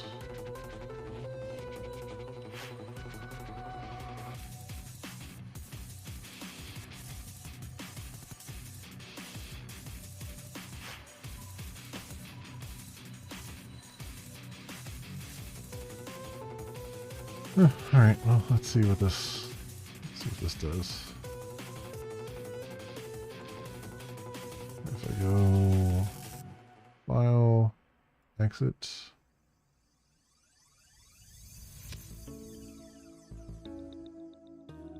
Okay, let me see. This Magenta Breeze launcher log. Shutting down application. Interestingly enough, it didn't run.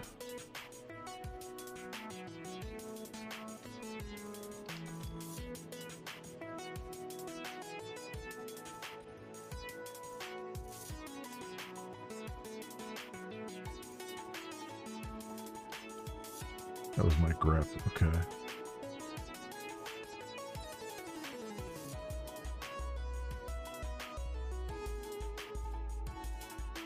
Interestingly enough, it didn't run the window closed.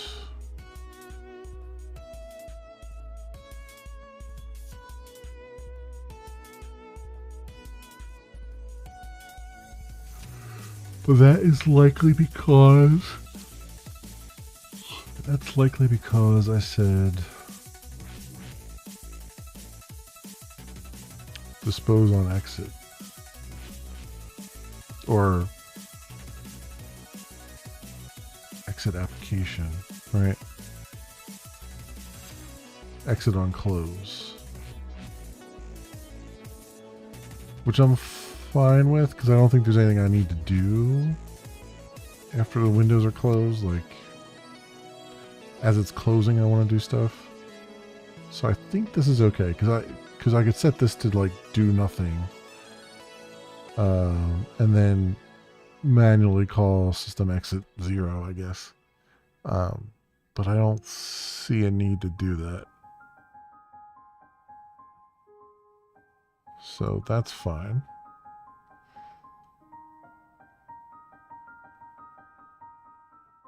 And I guess I should probably put accelerators on this too. Was there a way to... Was there a J menu thing? So J menu, action, string boolean.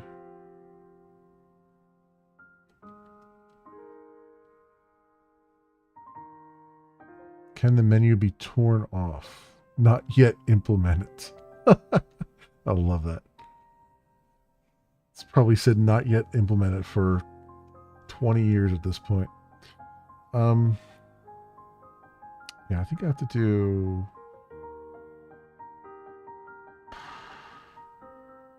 How do you register your accelerator keys again? How do you register accelerator keys for J menu items?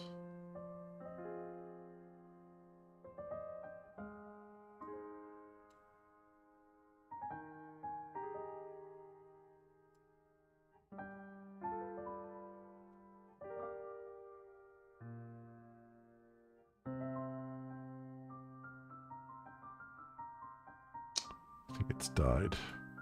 I think it died. Let's try again. Do you register accelerator keys for a J menu item?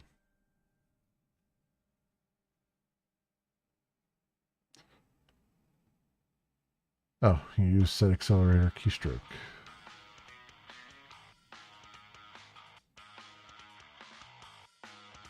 Okay.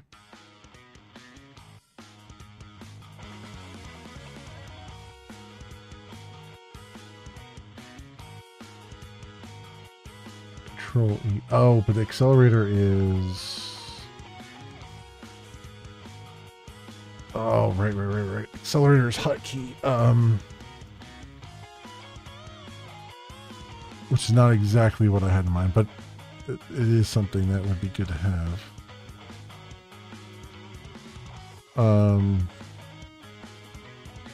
There's another concept. I don't remember what they call it, but it's like you can hit the Alt key and then like an underline goes underneath the letters of the thing, and you can do it that way too. Get what the name of it is. If I do, let's see, if I do file menu,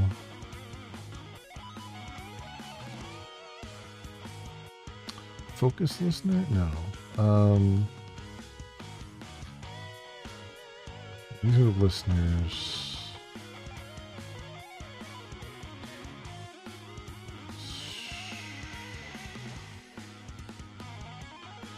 What do they call that again? I forget what they call it. I That's what's stopping me right now. Find fire property. Accelerator.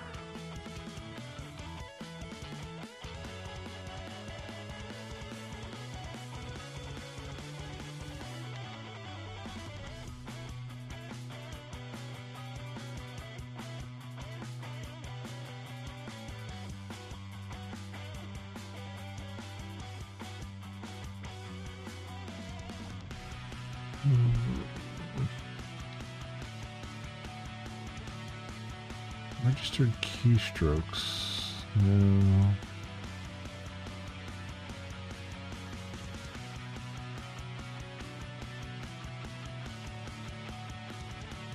Get texts.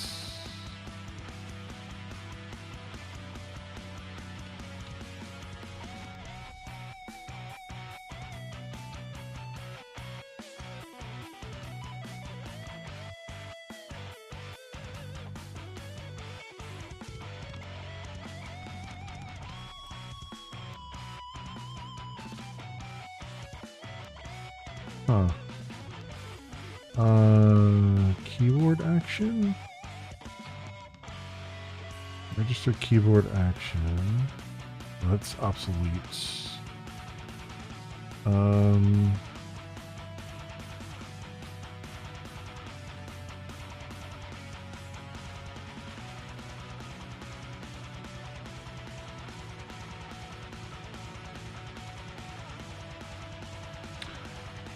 Action command. I think that's what it is, because you got accelerator and you got action command. I think it's action command. And just say F. Although I guess technically that changes. Let me see. Menu, file, action. F. Menu, settings, action, S. Yeah.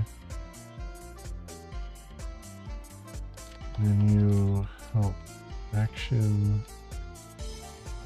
H. Menu, about, action.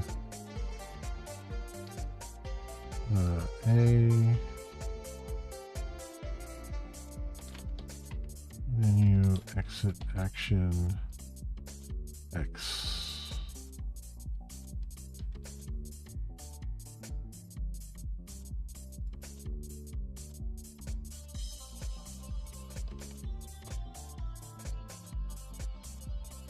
Let's just get string, menu, file, action.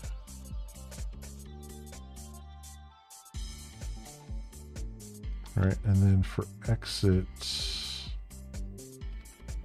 do file, exit, set action command, oops.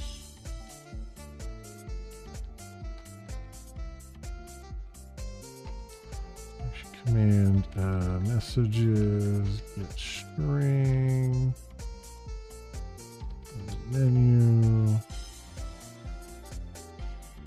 exit action, and then we'll do file, exit, menu item, set accelerator.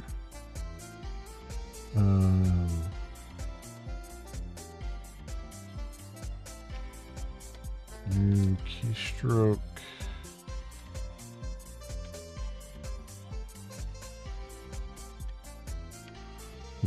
Let's do key.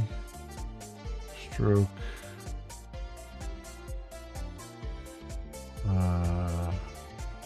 There you go. Get keystroke.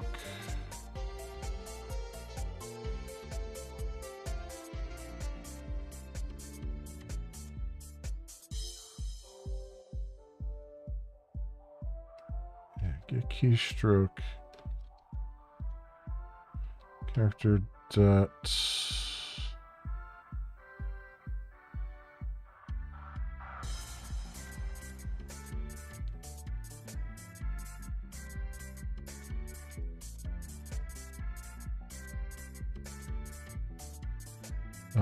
was it key code? Here we go. Key code.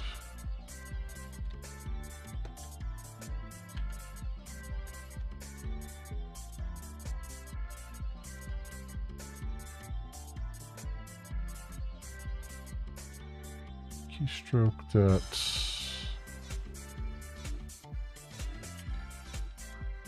What the hell is the? What did they do there? It was.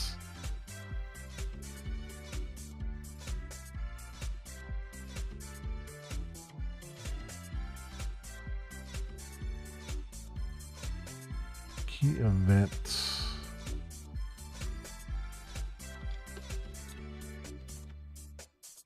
Key event dot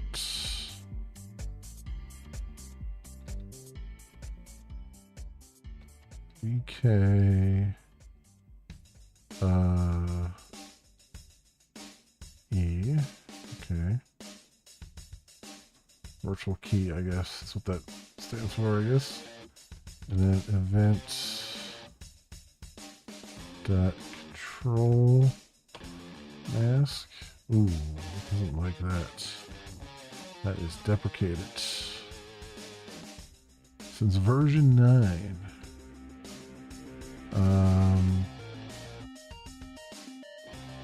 So what is the, tell me what to use?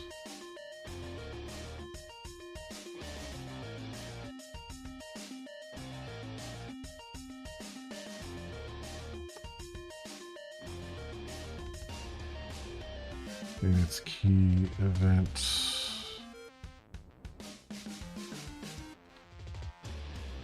There we go. Control mask. Ooh, that's deprecated as well.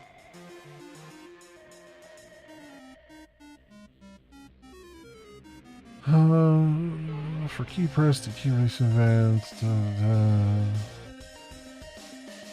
Virtual key codes are used.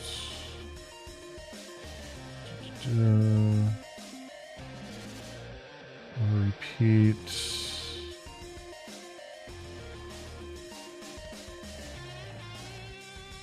You can't enter. Do not rely on.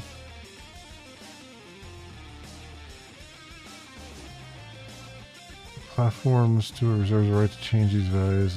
Yeah, okay.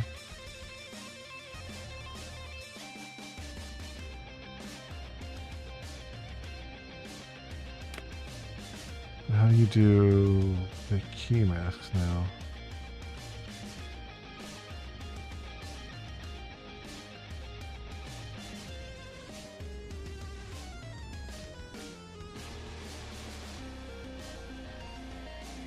Oh, modifiers consist of a combination of input events.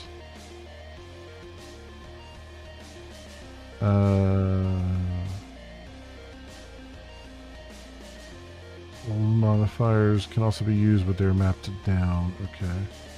So it's now input event control mask. To that. According to that.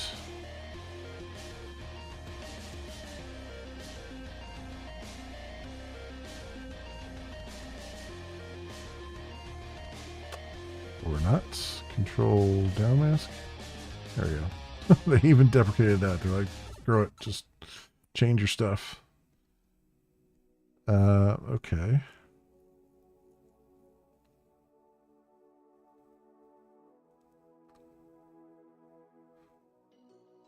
All right, let's see. Let's see if this has done what I'm hoping it has done. All right, so if I say Alt F. Well, this has an accelerator, so Control E works. Okay.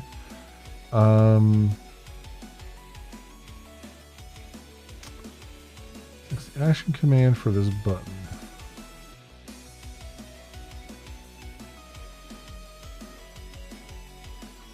That Java doc is not particularly helpful. String action command.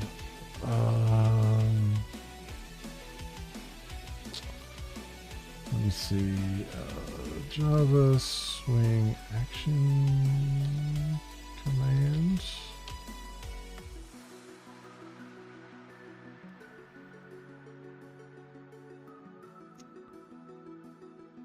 Is there a method to get the button associated with a particular command string? If I define a button with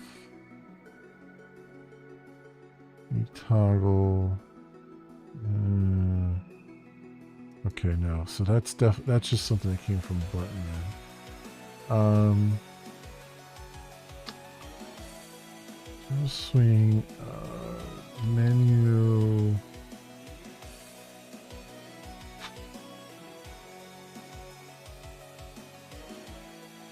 Alt code.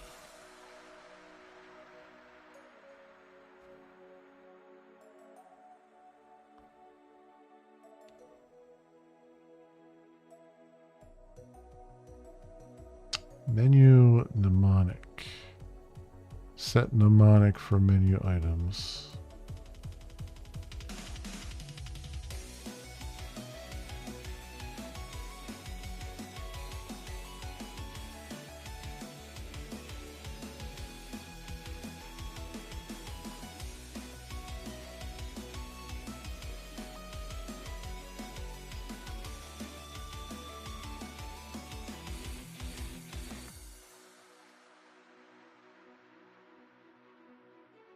Set mnemonic. Okay. Let's see if that's a thing.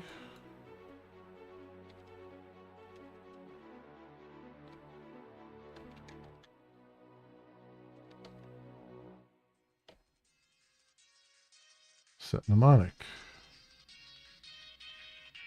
Takes a char. Keyboard character mnemonic. This method is now obsolete. Please use set mnemonic int. Set the mnemonic for a button. This method is only designed to handle character values which fall between A and Z or A and Z. Set mnemonic int. Okay.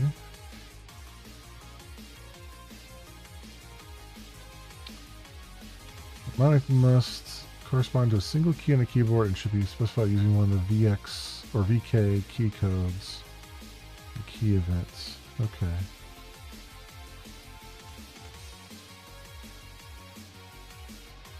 Okay, so that there goes specifying it in trying to internationalize it. There goes that out the window. Alright, that's fine. That's fine, I guess.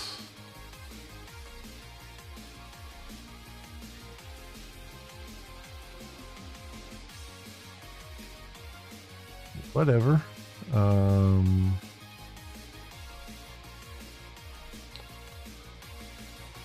So we would say set mnemonic int. We'll do keystroke. Get keystroke. Or wait, it's no, key event, right? Key event VKF.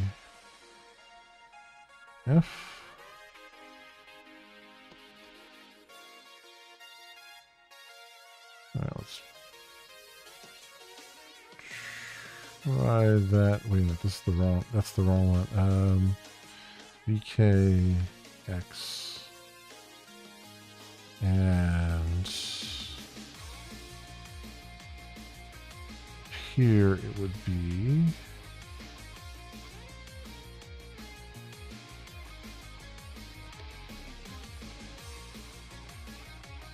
key event KF Okay. Aha! Now F is underlined. So Alt F. Oops. Okay. Alt F. There you go. And then X. Boom. Alright, cool. Cool. I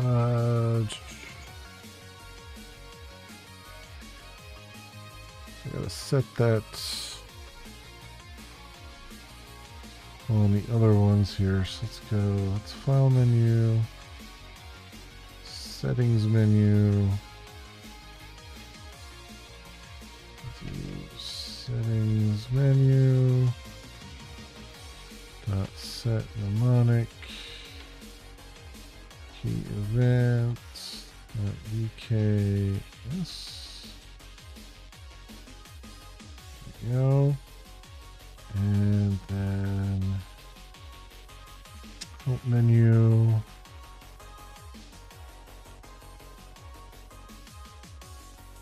set mnemonic,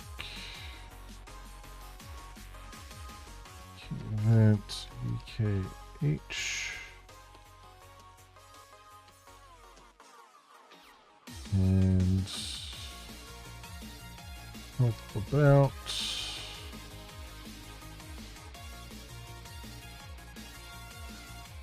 Set mnemonic, key event, EKA.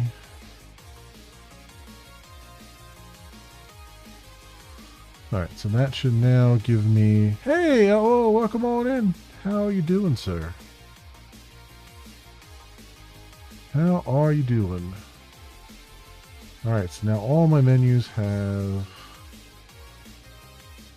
accelerators on them. Well, not accelerators, but mnemonics or whatever they call them. Help about. And file, exit. There we go. Okay, cool.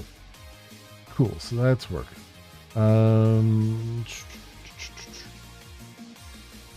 So then for the help about, I just want to throw up a out message. So let's do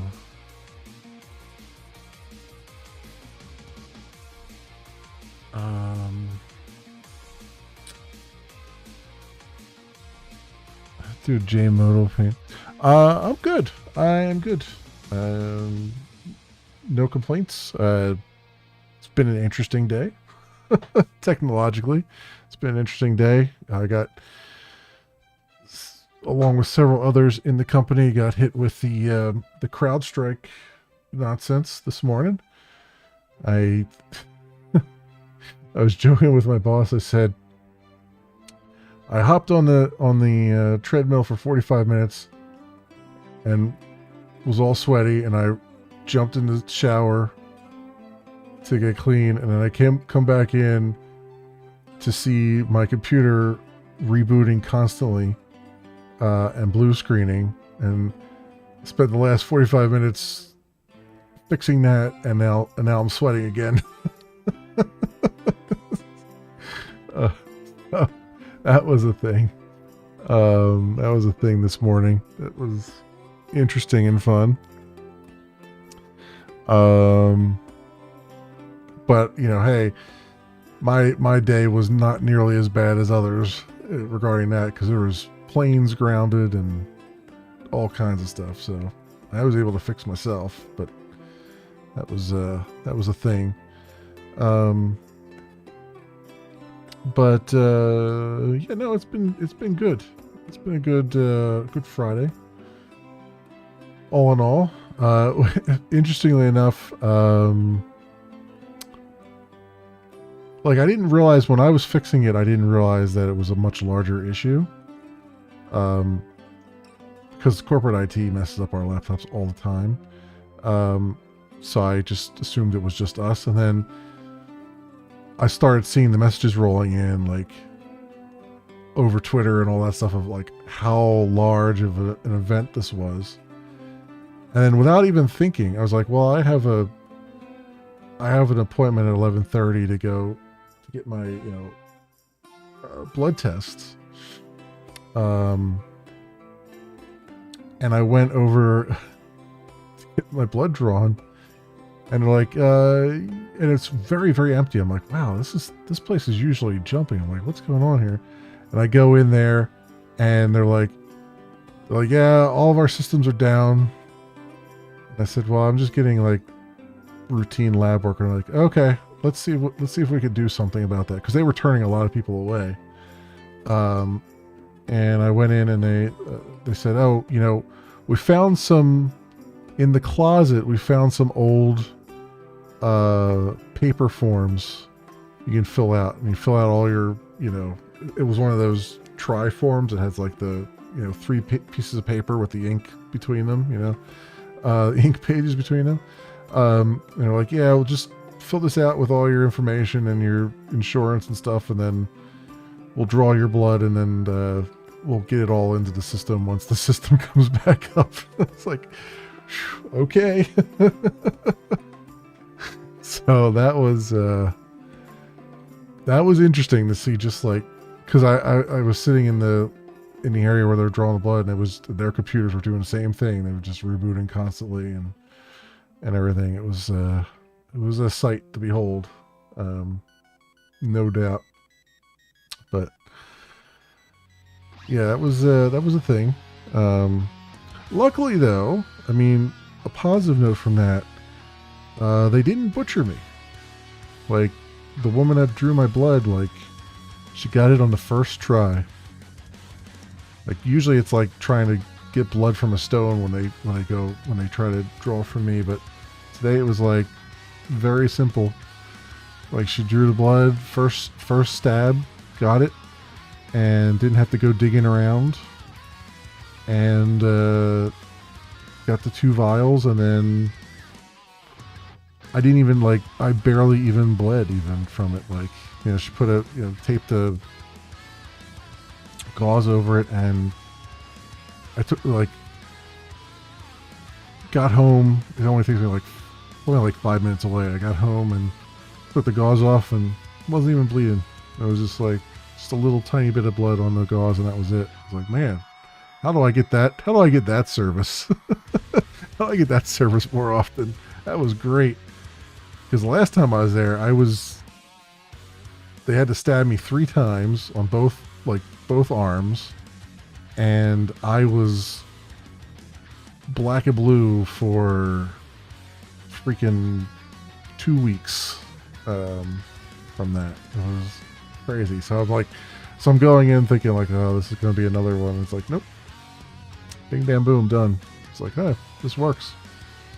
This works really well. So that was good.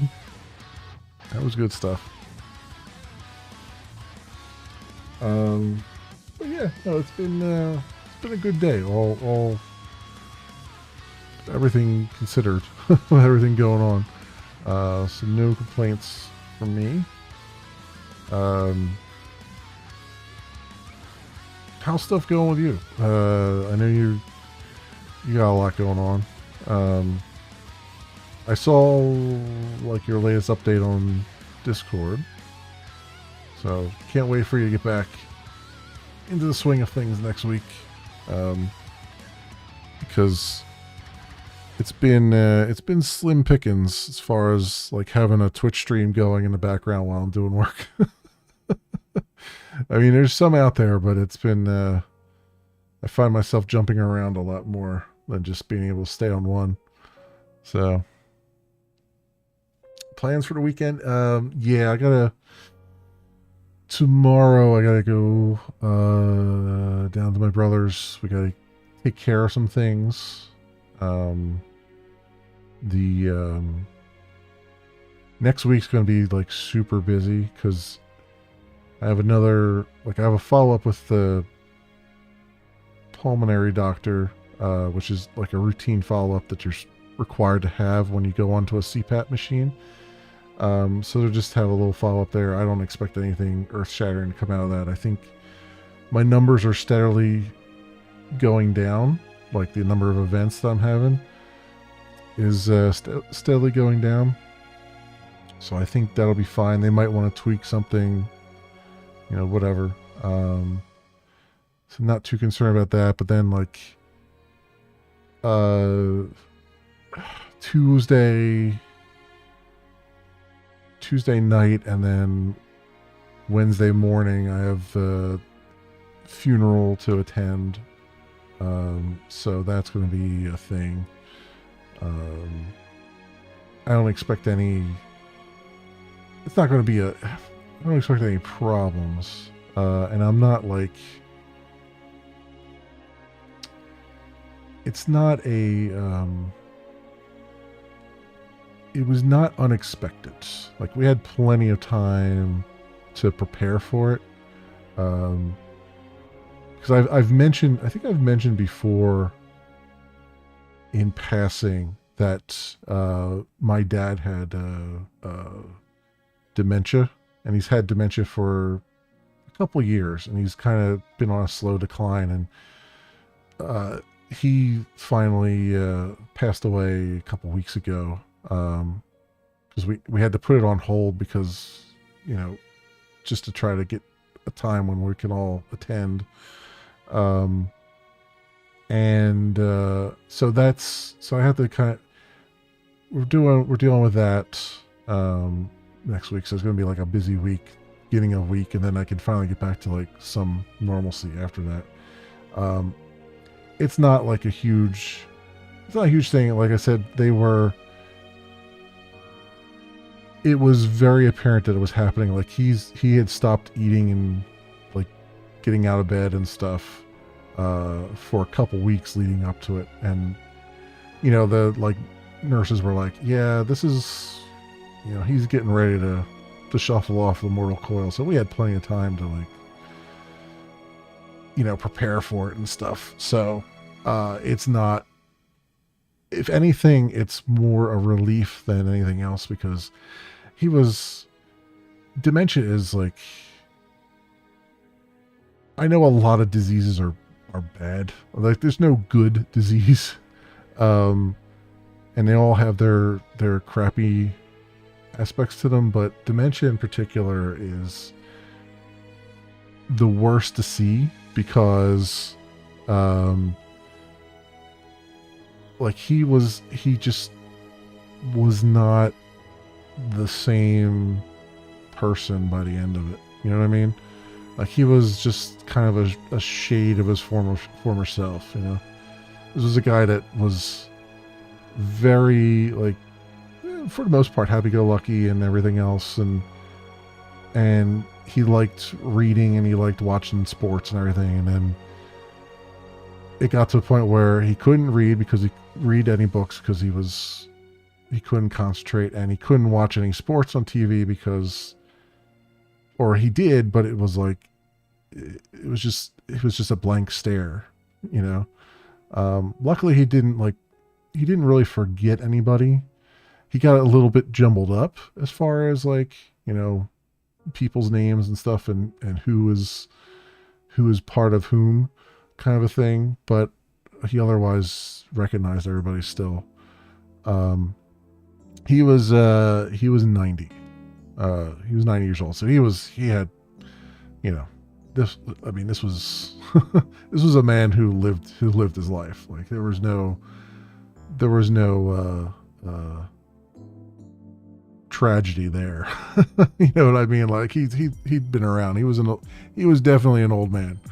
I used to call him old man all the time too. He didn't mind it.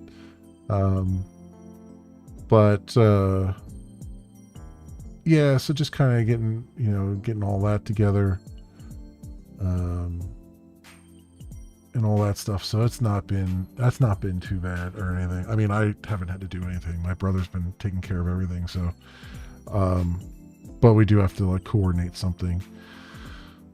So there's that. But yeah, I'm kind of relieved to just sort of have that done. I guess it's really like I'm looking forward to Thursday where I can just get back to normal pretty much.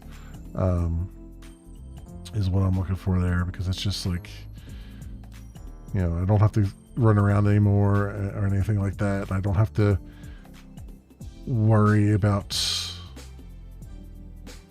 like one of the hardest things with that was we knew that he was declining. And so part of me has been like, I've been trying not to, like it's added an additional complication when I try to like schedule like doctor's appointments and stuff, because I'm like, because you knew it was coming, but you didn't know when. And so it was like, you just keep holding off on important doctor's appointments because you don't know, because changing them is difficult, you know, particularly some of them, you know. So it's like,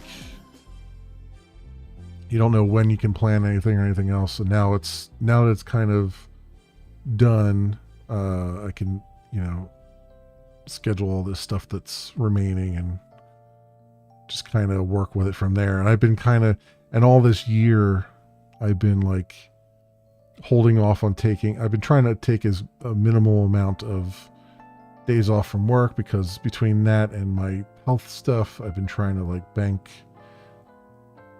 not really bank time, because I have unlimited, but it's still like, I try not to abuse it too much, because, you know, I still got to get stuff done and all that stuff. So it's been kind of a juggling act a little bit.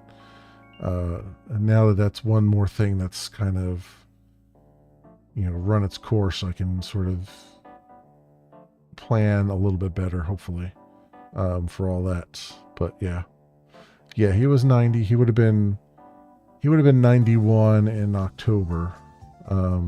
So he still had some time to go there, but, yeah, 1933. So that was a thing. But yeah, no, it was expected. It was something that we knew was coming one way or the other. And it's not necessarily unwelcome, you know, just because of his quality of life was not great, you know. So, you know, we tried to do the best we could to like keep him comfortable and everything. And he was just, it was like a kid sometimes, where he was just wolfing through candy all the time. Everything was candy. I just want candy. I want candy. More candy. Just stuffing his face full of candy. And we're like, fine, have all the candy you want. You've earned it. You know? So that was a thing. If I could point to the genes that I inherited that gave me my sweet tooth, they probably came from my dad's side. Because he definitely had a sweet tooth. He loved candy and cakes and everything. And the funny thing about that too was that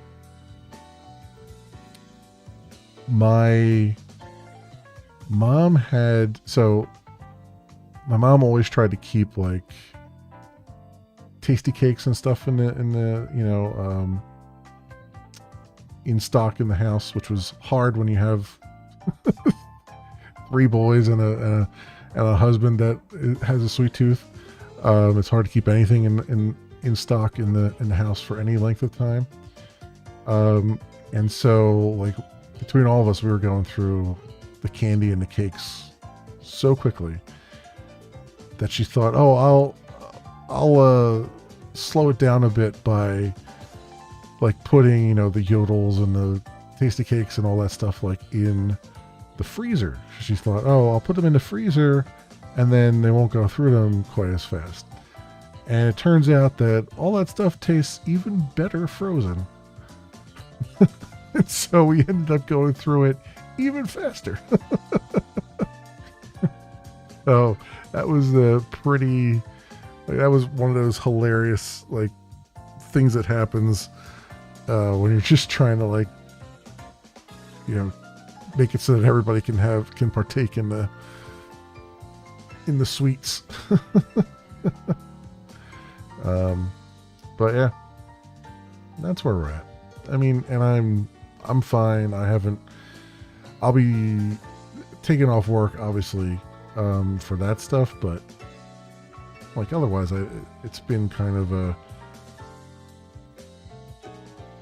it hasn't been like a rough time. I had a rougher time when my mom passed, because that was a little bit more. It was a little bit more sudden, and actually a lot more sudden, I guess, comparatively speaking. And that was in many ways a lot more.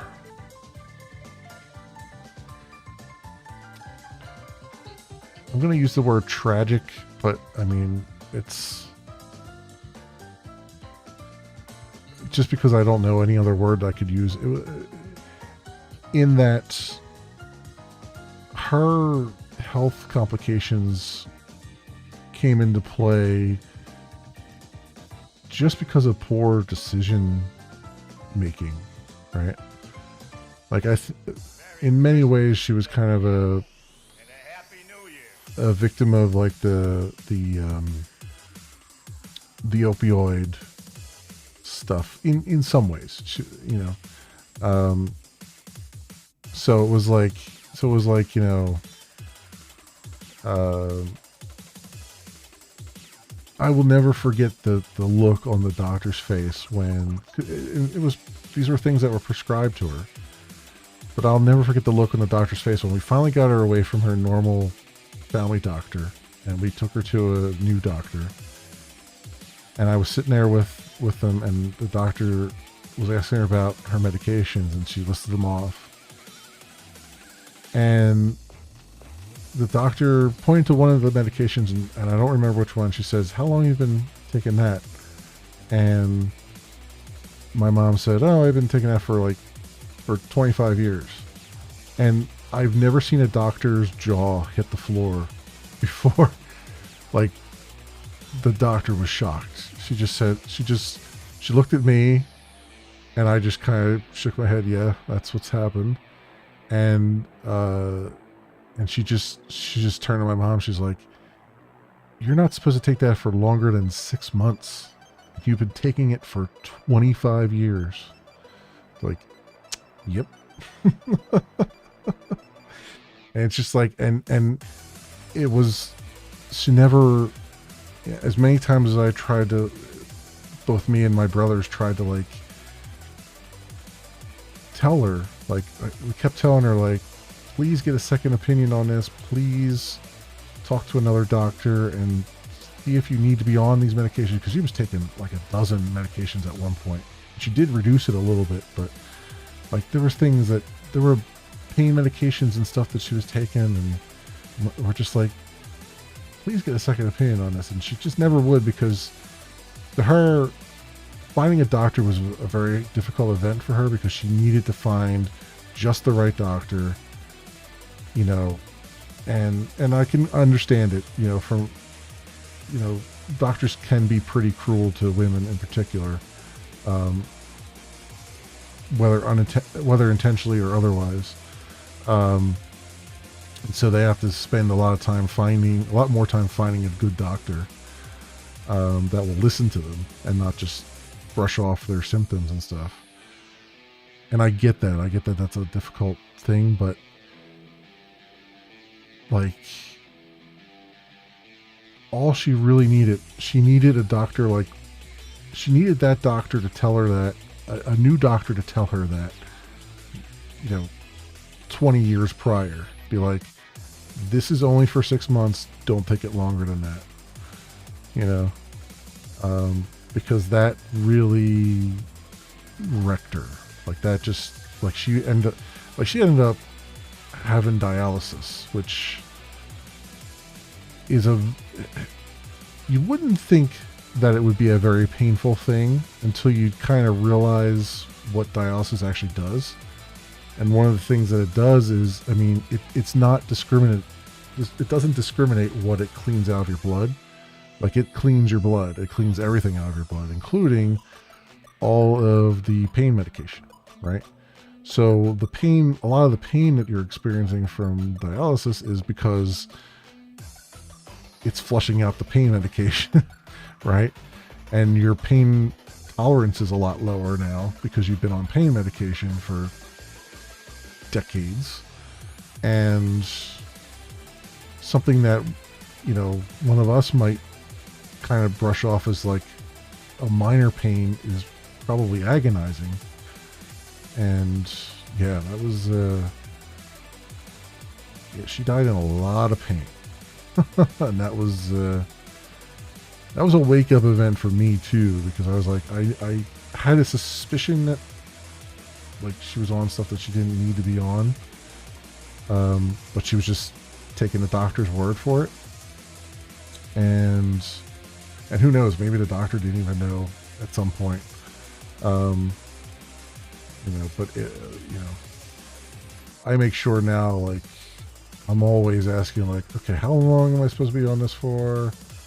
You know, what's the dosage going to be? Like, is this something that I can eventually, like, if I turn stuff around, is this something we're eventually going to get rid of? You know, that kind of thing. I'm always, like, asking those questions. I'm always going online and looking things up when I'm prescribed something to make sure I understand what it's doing to me, at least to a minor degree, and all that stuff, because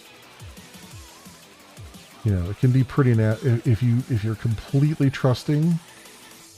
I'm not saying don't trust doctors, but if you don't inject your own brain into the situation, they can very easily make mistakes. Or just, you know, they're human too. They can just forget, you know.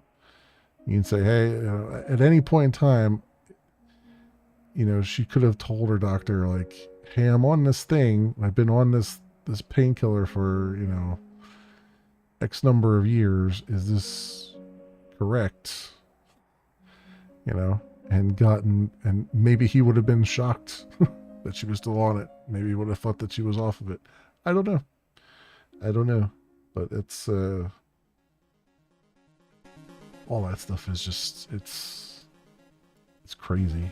It's very, very crazy. And then again, during that time period was, you know, opioids were overprescribed, you know, and they didn't really think that there was any problem with them. So it could be just an error all around. It could just be an educational thing. You know, and we needed the epidemic to happen just to show that, you know, our understanding of how these things were working was wrong, you know. So I can't really assign blame, but I can look at it and go like, you know, some bad decisions and some non, like, that was a perfect opportunity to have like a second opinion early on, and that decision was never made. And maybe if she had gotten a second opinion early on, you know, it wouldn't have been, I mean, I can't say that she would have lived any longer. Probably would have lived longer, but I can't say that for certain. But at the very least, maybe she wouldn't have had to deal with dialysis for however many weeks it was before her heart gave out. So, I don't know. But yeah, here I am rambling on again. Rambling on.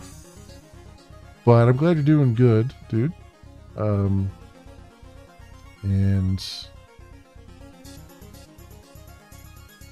you know, all that stuff.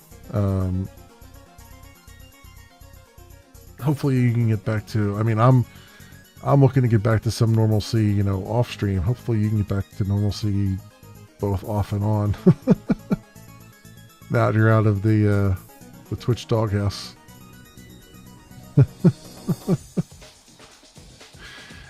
Twitch made you sleep on the couch for a week there.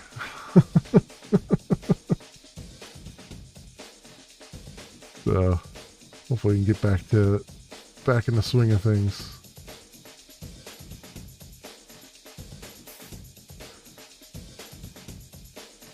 It's been crazy with doctors and such.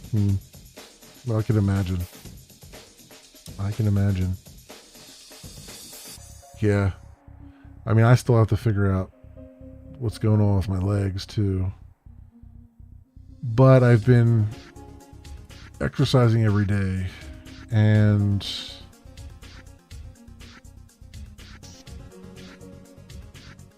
it seems like I might be starting to see some improvement. It's very hard to tell right now.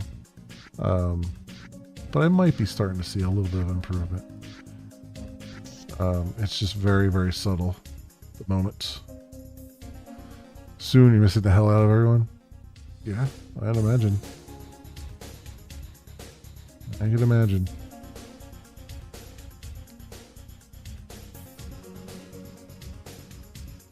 I mean, that's kind of the weird thing about, I don't know if it's a weird thing, but that's kind of the different thing about streaming, right? It's like when you stream for fun, you really miss it when you can't do it. You know what I mean? I don't know if if you're streaming as a work thing, I don't know if you miss it as much. Maybe you do, maybe you don't. When you're streaming as like mostly as a fun thing, yeah, that can get really crazy. I've finally started to get back to a point where I'm releasing Let's Play videos again on YouTube, on my main YouTube channel.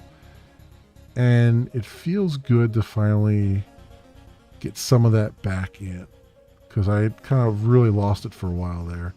And now what I've been doing is like, I'll record a little bit off camera, off stream, I mean, and then I'm getting back into like editing them together and releasing them and all that stuff. And it feels good to have some of that back too, because I missed some of that, you know? Working fun. Jar says no work, I'll be here on Twitch. Right, exactly.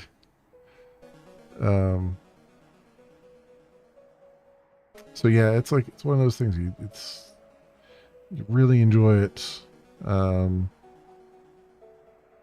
just enjoy the creation of things, I guess. I guess that's what it comes down to. I just enjoy creating things.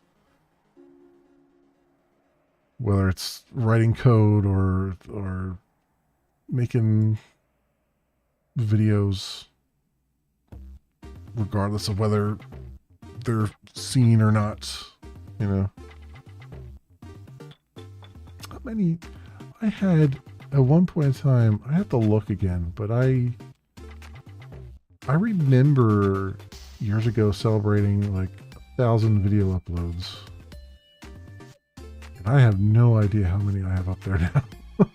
It's gotta be I don't know if I'm near 10,000 yet, but it's gotta be like 2,500 or something probably at this point, I imagine. You love meeting people? You met so many people? Yep. Yeah. Yeah, for me it's more of just being able to enjoy playing a game or enjoy writing code, and then having others just kind of be there enjoying whatever, you know, just having them be there and just be, you know, maybe listening in a background tab while they do whatever they're doing, you know, and just occasionally, you know, a hello or whatever. That just works for me. I just enjoy being able to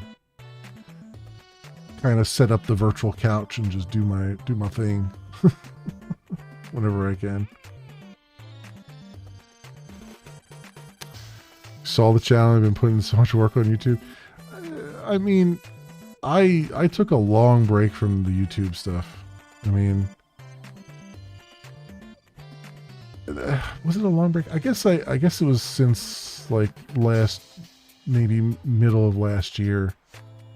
And it wasn't really a break that I wanted to take. It was just kind of a necessary thing. Like I just felt kind of burned out a little bit by it, and I was just like, I got a lot of other things I'm thinking about doing and a lot of streaming stuff, and I would just kind of focus on that a little bit. And now I'm and actually, you know what, I'll tell what actually has done it. I was getting my sleep schedule was so terrible. Not the schedule, but my sleep was so terrible for me before the CPAP machine. Like, I was constantly a zombie every single day. Like, sleep was just horrible. And it wasn't until... So I started the CPAP machine in May, the end of May. Yeah. And it's not since that's kicked in that I now have the energy to do the YouTube stuff again. Like, I am shocked at how much it has changed, like, how I feel, right? Because one of the big problems I had was I was falling asleep constantly during the day before I got the CPAP machine, right? Like, I was just, not only was I a zombie, but I was like having trouble just not napping. I would nap several times a day. I would just fall asleep in this chair several times a day. And so I ended up just not having any time to, like, do the YouTube stuff. So it just kind of fell by the wayside. And now I'm like, oh, I can actually, like, I might need occasionally I might, like, take a 30-minute nap or something. But for the most part, it's just like, I could be awake now. I'm awake now more often, far more often during the day. And now I'm like, oh, okay, now I have time to, like, I can record, I can spend 2 hours and record, 3 episodes of a Let's Play for YouTube, and then I can kick off an edit of it and render and stuff and have that go overnight. And, like, I'm kind of, like, back into it again. I'm like, oh, okay, I have time now to do stuff. It's just, it's crazy. It's absolutely insane how, like, I didn't realize. It's one of those things that came on so subtly that you don't realize, like, how far down the shitter you are until you start to climb back out and you're like, oh, like, there's fresh air up here. Where did this come from? So if nothing else, that's changed so much. And it's not like I'm getting maybe 6 hours of sleep. I'm not getting, like, I'm not sleeping like I did when I was a teenager, that's for certain. But the 6 hours of sleep I'm getting are, like, a good 6 hours of sleep. Like, I wake up and I'm like, oh, okay, I feel pretty darn good. So it's great from that perspective. Like, it was something I knew I should have done a long time ago. I just kind of kept putting it off because I didn't feel like it felt like it wasn't affecting me that much. And then it wasn't until I did it that it's like, oh no, this was affecting me a lot. Probably the rest of my life.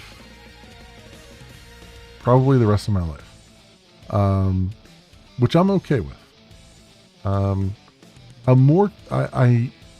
My concern right now, like, I'm meeting with that doctor on Monday. My concern right now is that they look at the numbers and go, this isn't working. We need to try something more invasive.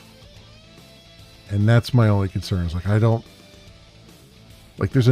think there's a different type of, there's CPAP, and then there's, like, a different type of machine that works a different way.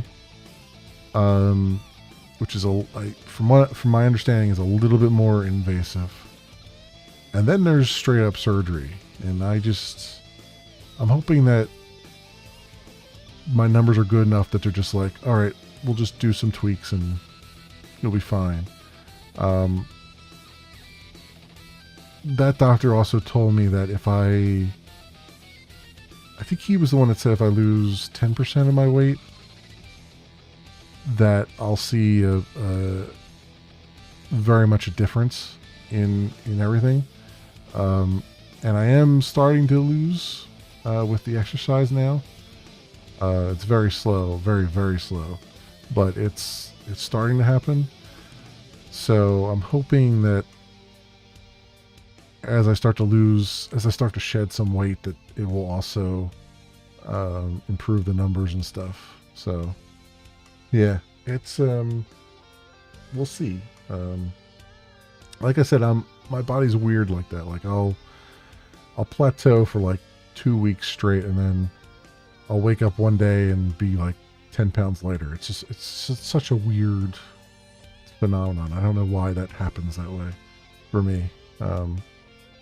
But that's, I think, so now for the blood work, I had to fast. So I lost a bunch last night because I couldn't eat anything this morning or anything like that. I had to skip breakfast and everything. So I can't really go on the numbers today, but I'm down roughly 10 pounds from where I started. So that's something. But it's been just steady at like 10 pounds for, for 2 weeks. So we'll see. I hope I start to see improvements sooner rather than later, but I know this stuff takes time. And it's not like I'm pushing myself that hard. Like I don't want to. I'm more interested in consistency right now than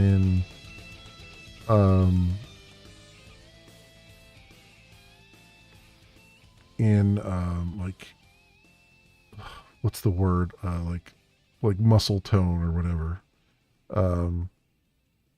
Like I'm more interested in just like there's a zone that you're supposed to get your heart into that helps you to shed more calories and faster and strengthens it. I eventually want to worry about that, but right now I'm more worried about just like having it part of my routine and just doing it without even thinking, which is kind of, I'm almost there. Like, I've been very consistent. Today marks week 2 straight, since I started, because I started Friday, the July 5th. I think July 5th was a Friday. And I've been consistent every single morning since then. So I just want to keep that going at first. And I'm feeling a little bit more stable on my feet too, which is good. Like I'm feeling a little bit stronger when it comes to just normal tasks like getting up and walking around and all that stuff. So there's definitely an effect happening. It's just very subtle right now. So I'm hoping I can keep that up and keep that going. And I finally got my Fitbit working again.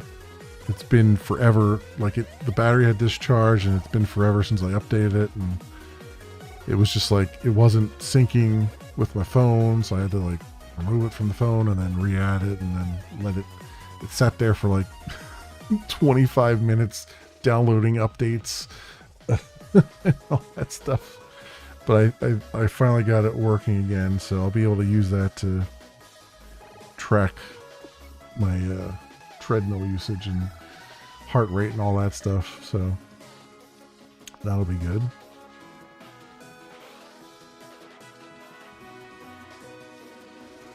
So we'll see. Ooh, excuse me. We'll see how it goes. We'll see how it all goes. What's the next thing I need to do here? So I got the menu stuff looking decent. I eventually have to do something I have to work on these buttons so that they're not so small, but that's relatively easy.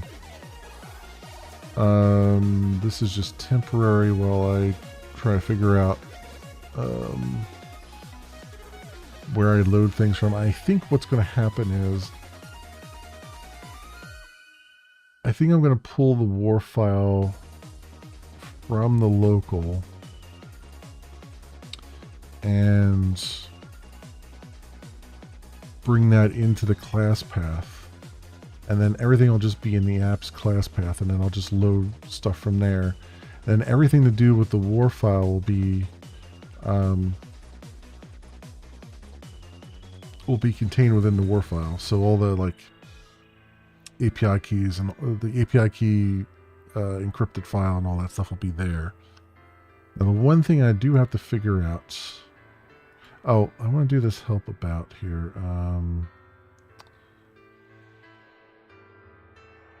So I would do.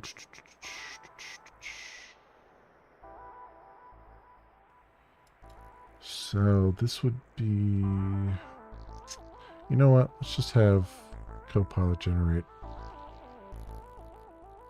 I'll bet Copilot will generate something halfway decent, and then I can just modify it. Can you give me an example of a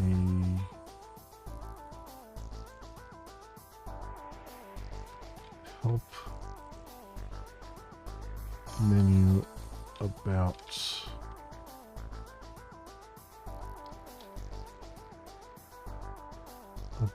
mobile dialogue?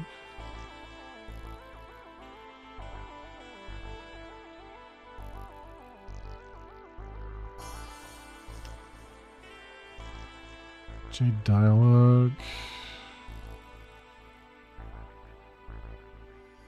Alright, what are you saying here? You create JDialogue, those serve as the about dialogue. But typically include some so they're putting HTML in the J label. That's bold. That's bold. Border layout. So about dialogue. Oh, extends JDialogue. Oh, okay. Okay. That's a nice way of like containing it. And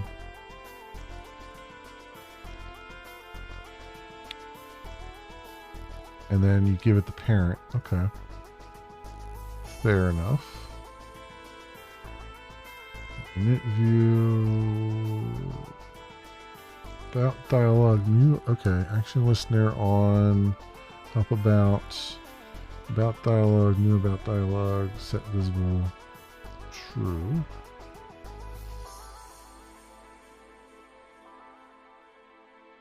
So JDialogue, huh?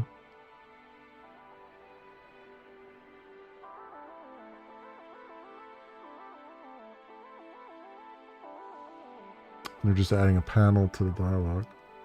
All right, I mean, that seems straightforward. Let's do new class about dialogue extends JDialogue. That. Add default serial version ID, sure.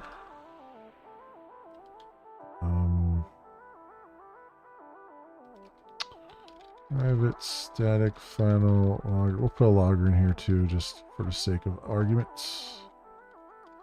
Logger factory, get logger, about dialog class, boom, and so what do they override in here? Well, they don't override anything. They just do a constructor. Oh, that makes sense. So we'll say, oh, they're doing super parent. Okay, I'll see. So public about dialog JFrame parent. All right.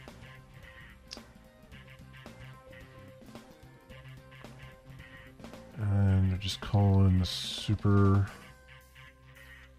parent I'll need the messages as well. Source bundle messages. Get string. About title.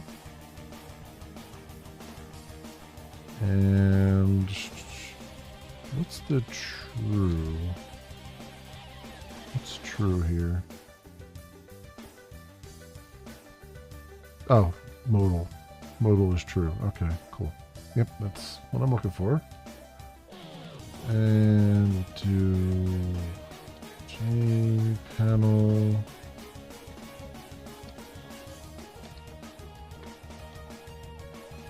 Panel.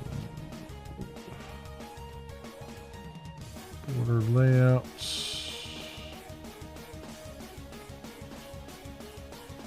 Okay, and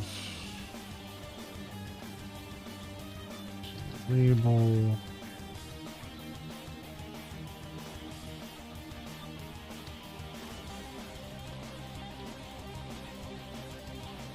Label. And we'll do messages. Did I get string about message?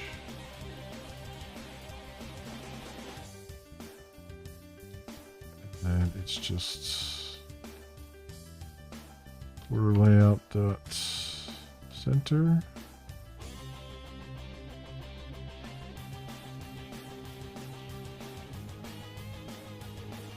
Oh, what am I doing? Oh, swing constant. Oh, that's for where the text is. We'll not worry about that for a moment here. So panel dot add label border layout dot center.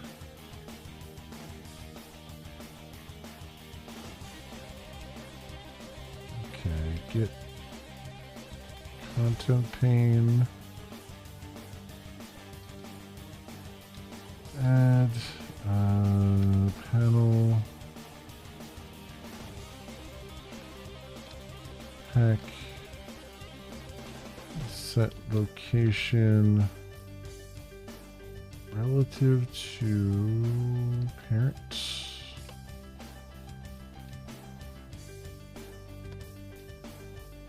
Okay. Okay. So, and then I'll just say logger info showing about Doodle.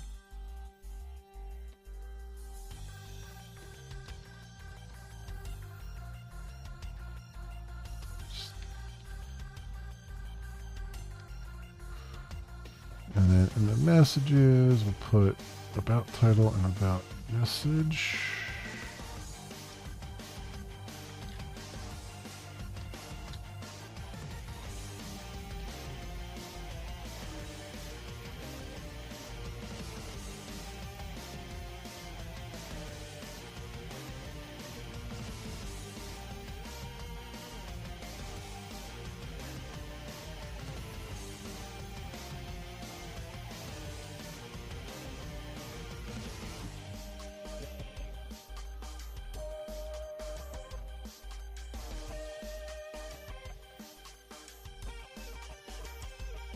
To figure out let's actually do that, and then for here we'll say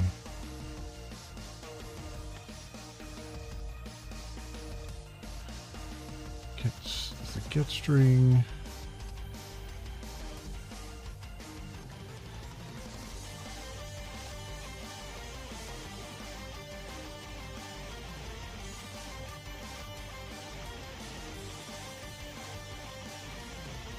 How do I pass additional parameters to it?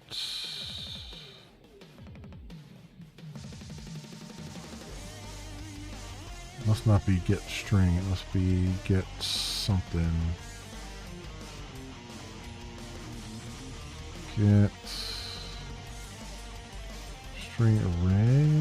No. Get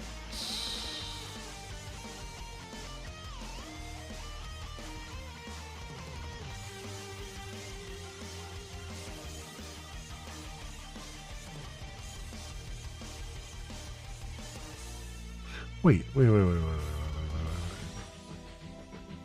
This is not right. Why am I doing resource bundle? This should be message bundle, right? No, I guess there is no such thing as that. So how do I resolve? Is there a way to resolve?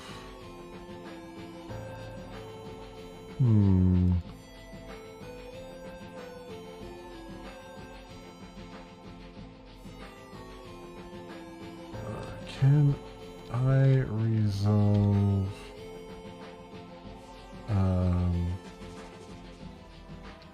parameters such as in a resource bundle?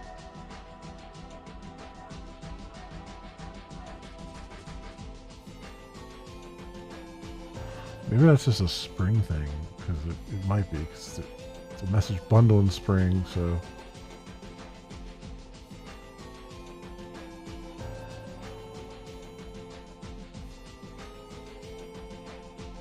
I don't know why this does this. It just kind of loses its connection here.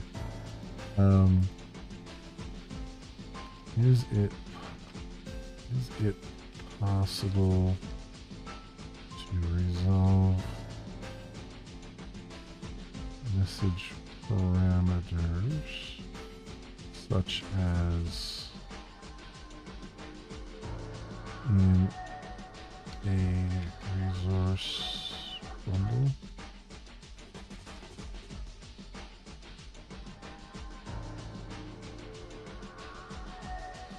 Use the message format class from Java text. Okay. Which is probably what Spring does in the background. I just take it for granted.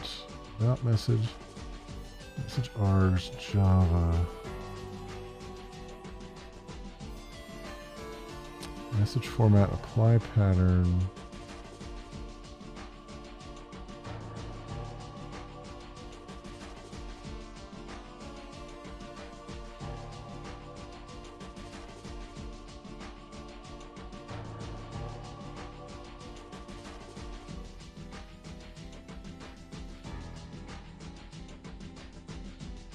Message format empty string. That's interesting. Okay. Get string. So let's do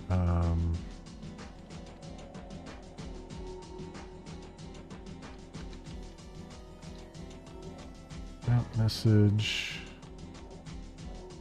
equals that. Let's see. Formatted about message, and then message format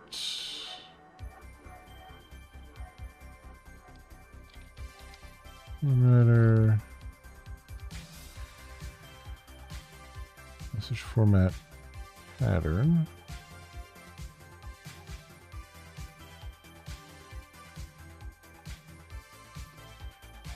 Okay, so they don't give it a pattern, which is interesting.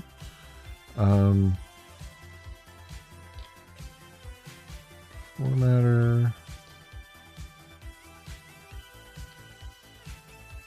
apply pattern.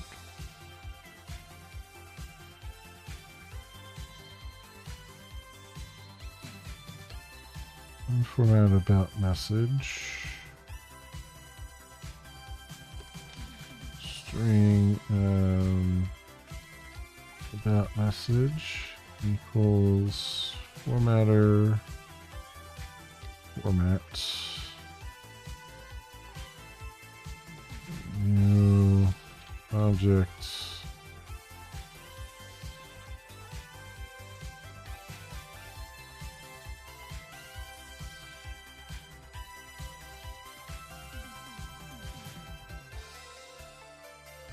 And then we'll just say 0.0.1 for right now.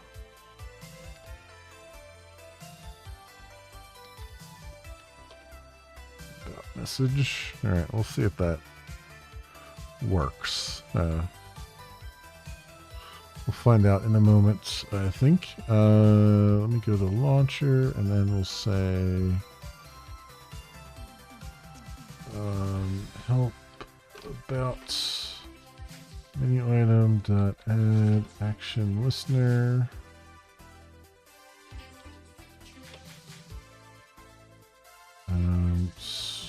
So about dialogue.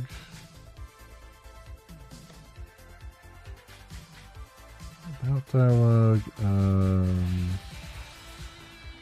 Frame and messages. Dialogue dot set visible through.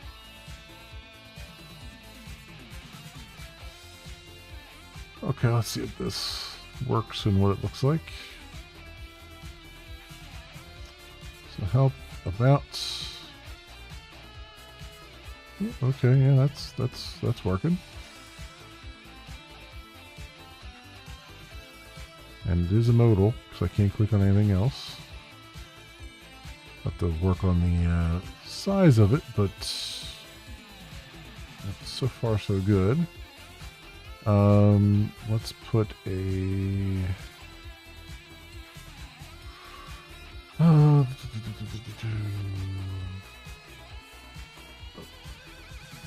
set size, width, and height. We'll say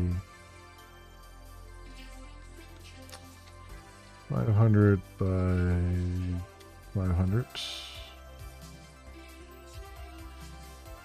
And then I want to put a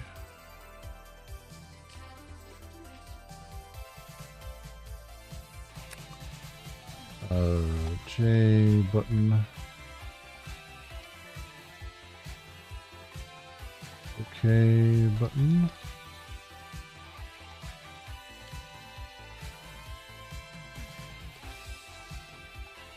Just use the get string.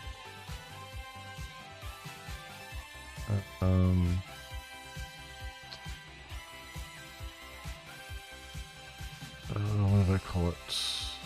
Button.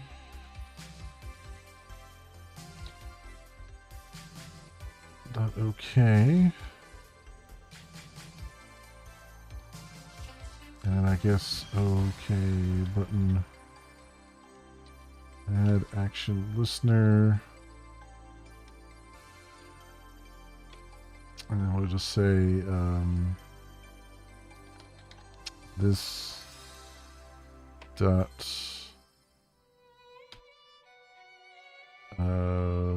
dispose.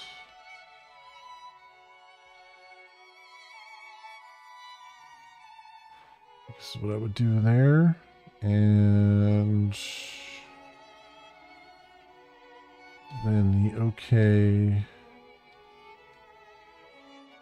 So panel, add OK button, order layout, south.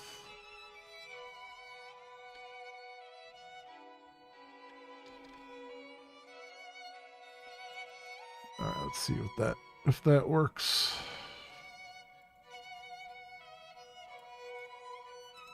So help about. Oop, and screwed something up. Oh, I forgot to put the message in there. I gotta make sure I'm capturing those into here. But anyway, let's put dot OK over here.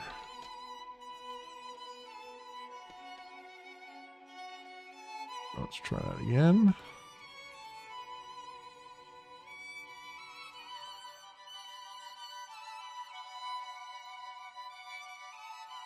Okay, well, there's the OK button. That closes that.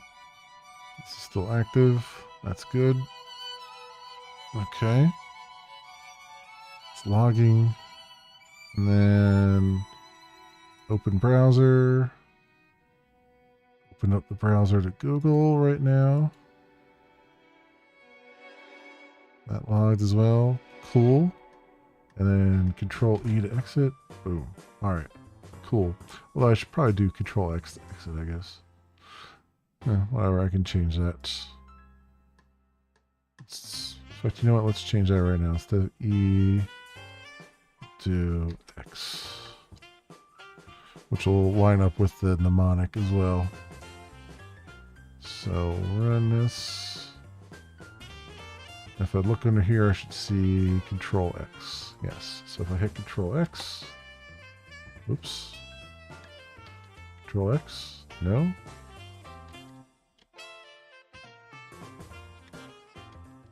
Oh. Why is that not working?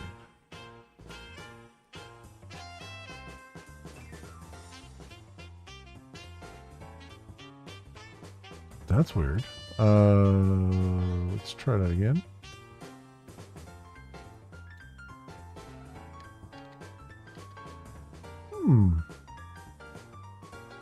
Doesn't like Control X. Wonder why that is.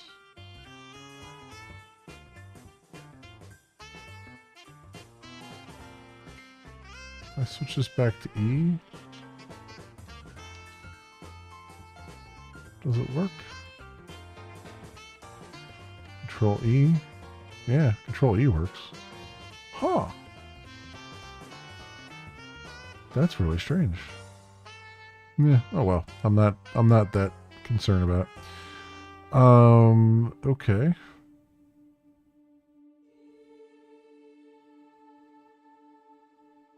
All right, this is good. We got we're at the point now where I just need to start integrating the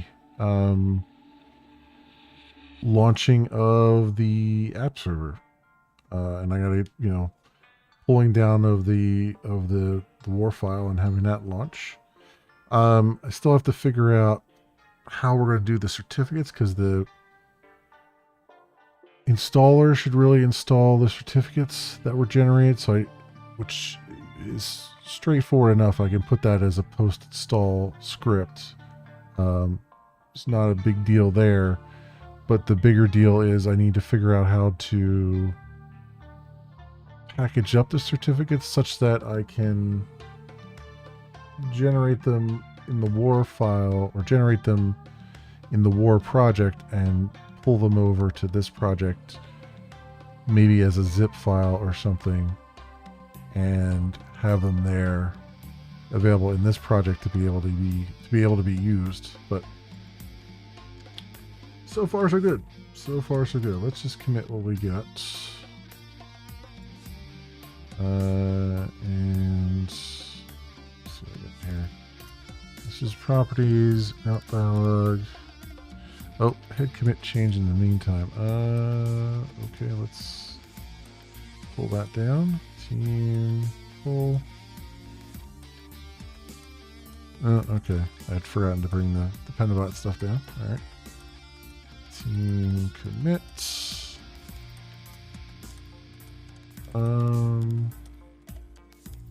Wait, did that fail to pull things down?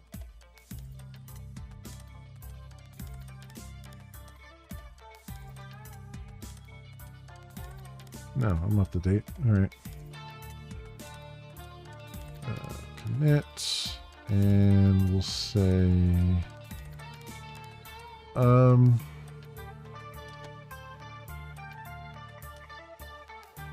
I gotta stage these changes. These are all new.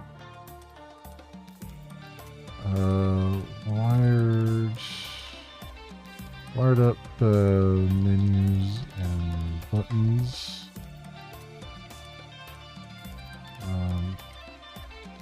Added resource bundle for for I-18 and messages, and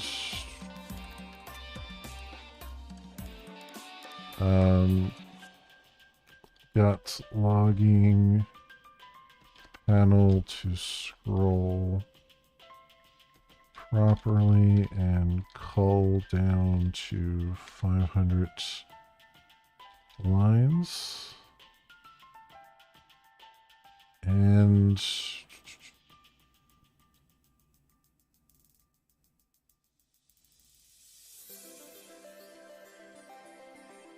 about it. That's about it. All right. So commit and push.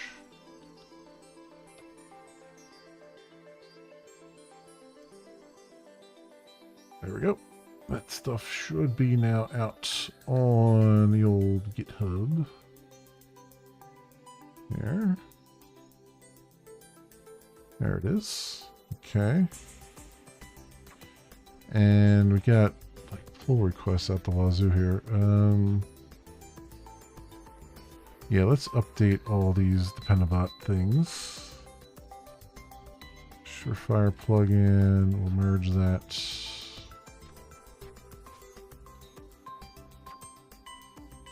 And Baker, we're not actually using yet, but it's there.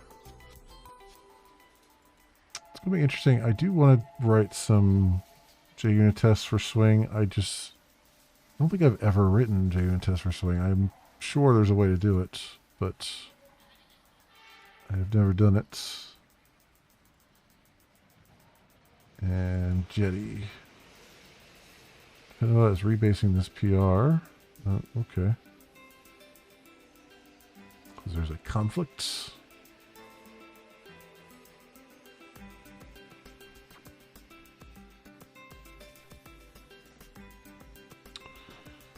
Hopefully it'll hurry up and rebase it. There we go. Oh, still rebasing. It's still thinking about it. Oh, well, now it says no conflicts.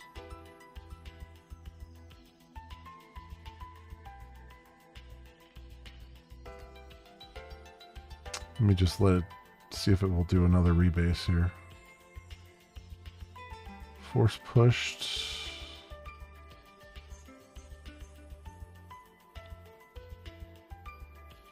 Nope, there it goes. Okay, I think it's okay now. We'll confirm the merge. Click the branch. Okay. So good there. Let me pull that down so I don't forget now. When we do some more stuff on Monday, my friends. Hopefully on Monday we'll be able to start actually looking at the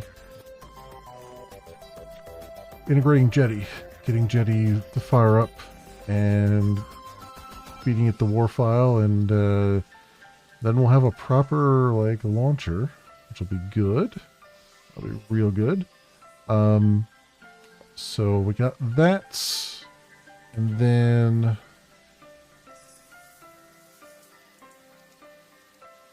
okay, so schedule, like I said, it's going to be a little bit crazy for me next week, but I should be a relatively straight schedule. So it's going to be tomorrow afternoon. There's not going to be a stream because I have to go to my brother's.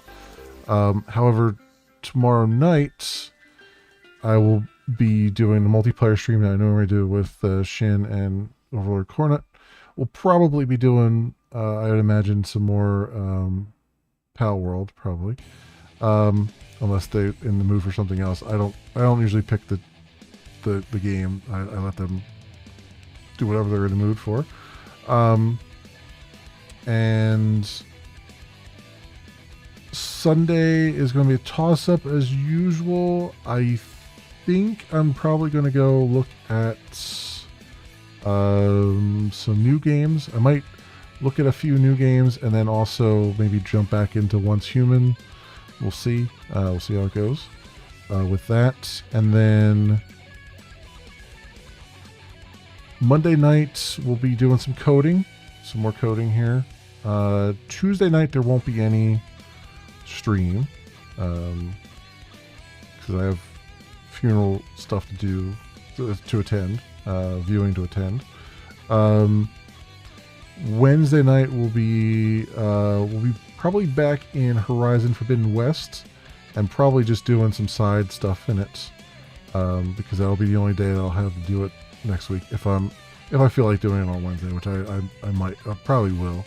So I'll do that, and then Thursday next week we'll be back probably doing more Once Human, or either more Once Human, or I'll just be doing like ESO or something like that for multiplayer Thursday or MMO Thursday, whatever I'm calling it.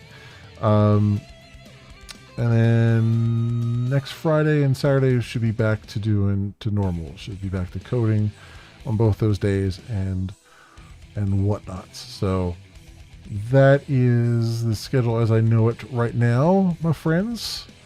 Let's see if there's anybody live on Twitch that I can maybe send you guys over to.